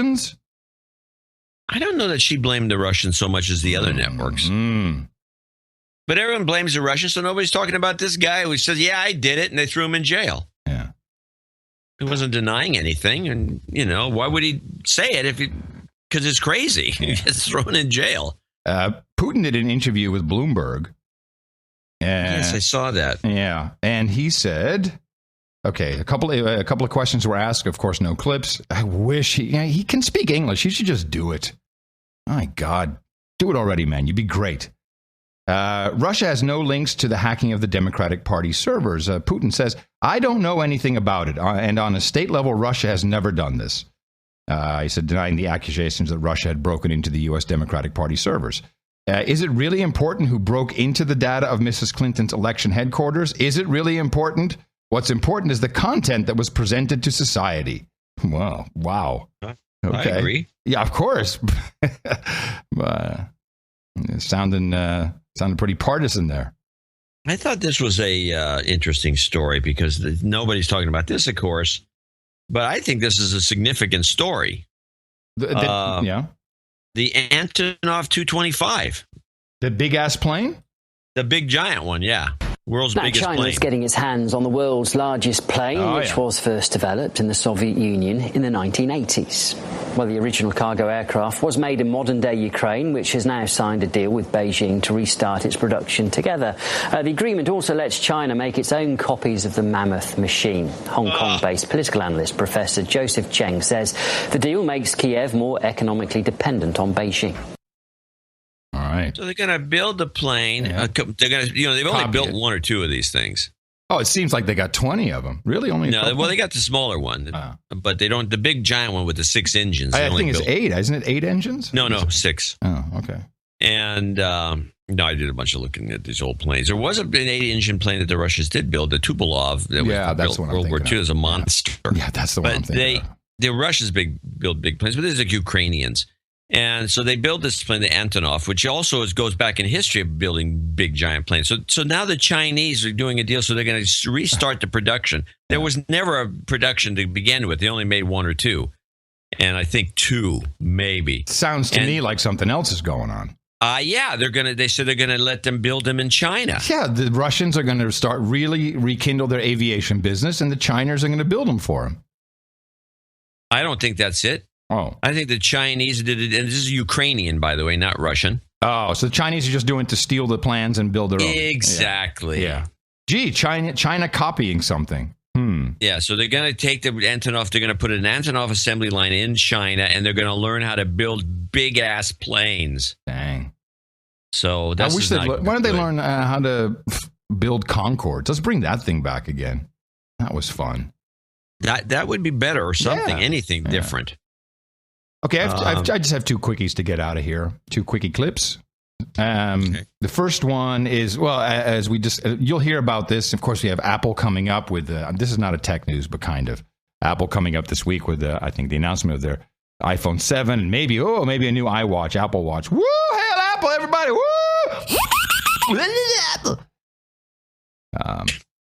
You deconstructed, as I was putting a little package out there, that, hey, maybe Ireland was getting a little tired of not making as much revenue from Apple, and they went to our Verstag girl and said, hey, anti-competition lady, could you please get us some money, and then we'll just, so help us collect the tax money. That was your thesis. I like it a lot. There's a little kicker to that, which I didn't get the clip of. Okay. Which is apparently that amount of money is exactly the same as the Irish medical debt or whatever the budget for the. You're kidding me. No, it's exactly the same amount, apparently. Oh, my goodness. Oh, another point for you. I'll just play this. Here's 20-2. Here's the official word from Dublin. The Irish government has decided to appeal against an EU ruling that it should get 13 billion euros in unpaid taxes from technology giant Apple. Dublin is siding with the world's richest company and rejecting the huge windfall for its treasury because it says it disagrees profoundly with the EU ruling. It fears multinational companies would leave Ireland or not move there if it's forced to change its tax and business model.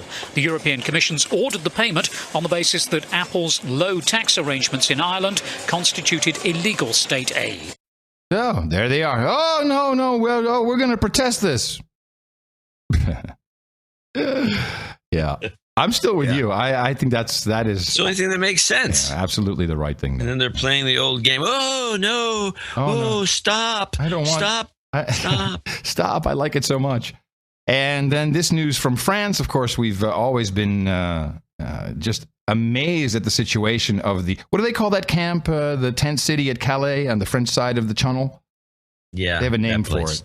Yeah, they do. I can't remember the name. The Jungle. The Jungle, right. Well, they're going to clear it up. They're sick and tired of it. I thought they already did this. Oh, no. Every time I turn around, they're going to clear it up. Now they're really going to clear it up. At least they're going to clear up the tents. Listen to this report from Euronews. French authorities plan to dismantle the so-called Calais jungle, a camp home to thousands of migrants fleeing war or poverty in the Middle East, Africa and Asia. France's Minister for the Interior, Bernard Cazeneuve, was in Calais to announce plans to finish what was started in February, when an area of the camp housing over 3,000 migrants was demolished. By persevering and being methodical in the implementation of these measures, we will find an efficient, long-term solution for the current crisis faced by the city of Calais. I say it very clearly that all these actions will continue until the final closure of the camp. I hope it happens as swiftly as possible. This is what awaits migrants hoping to enter the UK. The end of the line, tents as far as the eye can see in all directions. Estimates put the population of the jungle at up to 9,000, even after the southern half of the camp was dismantled earlier this year. What will become of its inhabitants is yet to be seen. 9,000 is a small city. Yeah. And but what they're going to do with the people, they don't know. But they're getting rid of the tents. The French are screwed up if they can't deal with this. It's like a nightmare for anyone going in and out of that channel, especially truckers. Well, not just that. The city of Calais, the people in the city of the places are ruined. It's horrible. Willow called me from Firenze, from Florence, for my birthday, and I had a nice long chat with her. And just as it comes to migrants, she told me a story so she had said on the face bag a week ago, she said, "I'm off Facebook for a while. I can't stand it." And I know that she, from what she's posted, she has her thoughts about Trump being a dick, etc. So I think maybe there was too much Hillary bashing. I don't know. No, what turns out is there was the big earthquake, which they felt a little bit of. They were far enough away from the epicenter that there wasn't much going on. But this was quite a tragedy, and people started to go apeshit on Facebook because we had these thousands of people who were all suddenly homeless. The Italian government gave them tents, like temporary shelters. And people went nuts because they're saying, we have migrants living in 4-star hotels with Wi-Fi and flat screens, and they get 35 euros a day. And we have Italian citizens in tents. This is out. And Willow's like, oh my, and it was just out. People were going nuts over it. She did deconstruct it a little bit for me, because when she first heard this meme about living in 4-star hotels with Wi-Fi, she said, here's what's really going on. The refugee centers are indeed housed in old 4-star hotels, but it's still bunk beds. Yeah, of course they have Wi-Fi and flat screen TV, but the 35 euros a day is actually the budget that each of these hotels has to pay for each individual. So every refugee they get 35 euros a day to feed them, to clothe them, to house them. And I think the refugees get 2.5 euros a day or something out of that money. But still, the idea that you have this undercurrent of dissatisfaction, of course, and then people take that to extreme. You can never again tell these people what they believe about the refugees in the 4-star hotels. They'll never change their mind. And they just went nuts over it. So there's the stuff brewing there. It's a problem. Yeah, I'd say it's a huge problem. Well, I have a last clip. Good. This is everybody played this. One of my favorite networks, not for the political coverage one way or the other, but for their use of native advertising. Nice. Is ABC, the smartest of the group. Okay. They always know how to turn any story into a native ad if they can. Yeah. Now, everybody was covering the Samsung exploding Note 7. Oh, yeah. Now, is this their new phone? Is this their brand? It just came out. Came out a couple weeks ago. They got screwed. They're blowing it. Oh, totally. They got screwed by I'm sure the Chinese battery company. Well, do you think it was sabotage to go along with the release of the new iPhone? No, it was just that they have such huge volumes that they need these. It's just quality control. Right. The Chinese occasionally, just fine, just ship it. By the way, saying native advertising, I feel is kind of appropriating American Indians. I think you should be sensitive of the culture. There's no other word to describe it. It's called native advertising. You should be sensitive to the culture. Well, we should. Now, so there's no way that everyone's doing this story. Everybody, blowing up, and they got pictures of them. Oh, they're exploding, and this, Yeah. So great. Here's ABC. By the way, you would fit in great with the tech shows. Blow it up! them. Yeah. Here's ABC. So ABC, this is a Samsung story. ABC decides to turn it into a native ad and just hits it out of the park. Tonight, charged smartphones like this one triggering a massive recall. Samsung confirming 35 reports of batteries exploding in its Galaxy Note 7 phones, unveiled just last month. The world's biggest smartphone maker now pulling the brand new model from stores in 10 countries, including the U.S. Ariel Gonzalez posting the remnants of his Note 7 to YouTube. He says it caught fire while it was plugged into a Samsung charger. No injuries have been reported. Samsung has already shipped 2.5 million Note 7s. Customers will be able to swap those for new phones as early as next week. But this is a big blow to Samsung, which hoped to narrow its gap with Apple here in the United States with this brand new device. Apple expected to release its brand new iPhone next week. Tom? A lot of people waiting for that. All right, Rebecca, thank you. A lot of people waiting for that. All right, thank you. Do you think that was paid though? Oh, absolutely. It had to be. Really? Because at first they took this story. Yeah, well, I've been watching ABC and studying this. If they didn't pay, they use it as an example of how they could do this. Because first they do this story about Samsung. It's got nothing to do with Apple. And then they bring Apple into it in some sideways. And then they mention when Apple's coming out with the new phone. It's coming out pretty soon. And then they cut it back to the anchor guy. And he says, oh, everybody's waiting for that. If it wasn't for everyone's waiting for that. Yeah, I agree with you. Damn those guys. They're good. They are good. They're really good. They're really good. They really know what they're doing. All right, everybody. Fabulous. Is it football? Is college football on now? College football has started. The whole thing started it started. I saw a part of a game yesterday. It was there was a game. There was a bunch of games. And then we showed how bad the Pac-12 is. So what do I watch today? Is there anything to watch? I think you have to wait until. There's nothing really important to watch. Then I'll just eat cake. Yes, yeah, that's what I would do. I would just eat cake. I'm going to be eating cake with candles. Yeah, with candles. Yes. Try not to catch the house on fire. Okay, I'll try. She's setting it all up at her place. Well, hopefully she's got a fire extinguisher nearby. That's what the fire truck is for. Yeah. All right, everybody. Thank you very much for tuning in. Remember, we do have another show coming up on Thursday. Remember us at Dvorak.org/NA. Thank you again for all your birthday wishes. Thanks for your support of the show. Thank you, John. Thank you, everybody else here in the Crackpot condo in the skyscraper in downtown Austin, Tejas.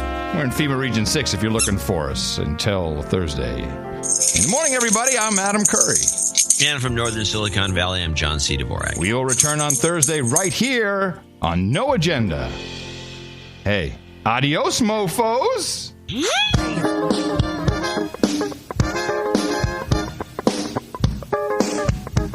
might die sucking in soot. You might die sucking in soot.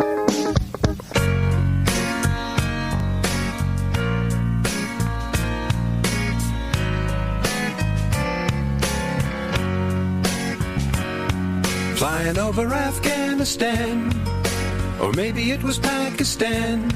I promised myself to aim myself at every woman, child, and man. That was on my list. I don't care if I missed. I'm remote controlled. I do what I'm told by someone at a computer. Obama gave me a push. More than Bush, and I cost millions. I'm supposed to target terrorists, but not so much civilians. I don't know what to say. Whoops, some got in my way. A drone again, naturally.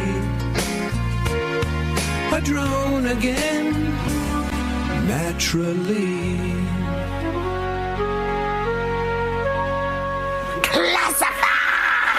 Doll is offensive to me. No, I do want you to take it down. You fucking selfish, dumbass idiot. I'm a passenger in your car. Yeah, you're welcome. It's not sad. It's important. It's actually super relevant. No, you will be published on Gawker, and you'll be like the next internet meme. It's going to be super funny. You're going to be on Gawker.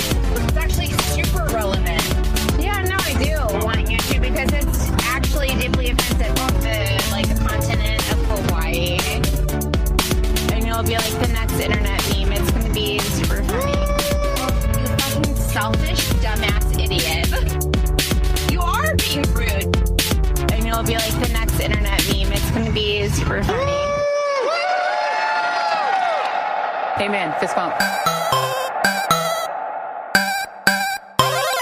Adios, mofo. The best podcast in the universe. Dvorak.org/NA.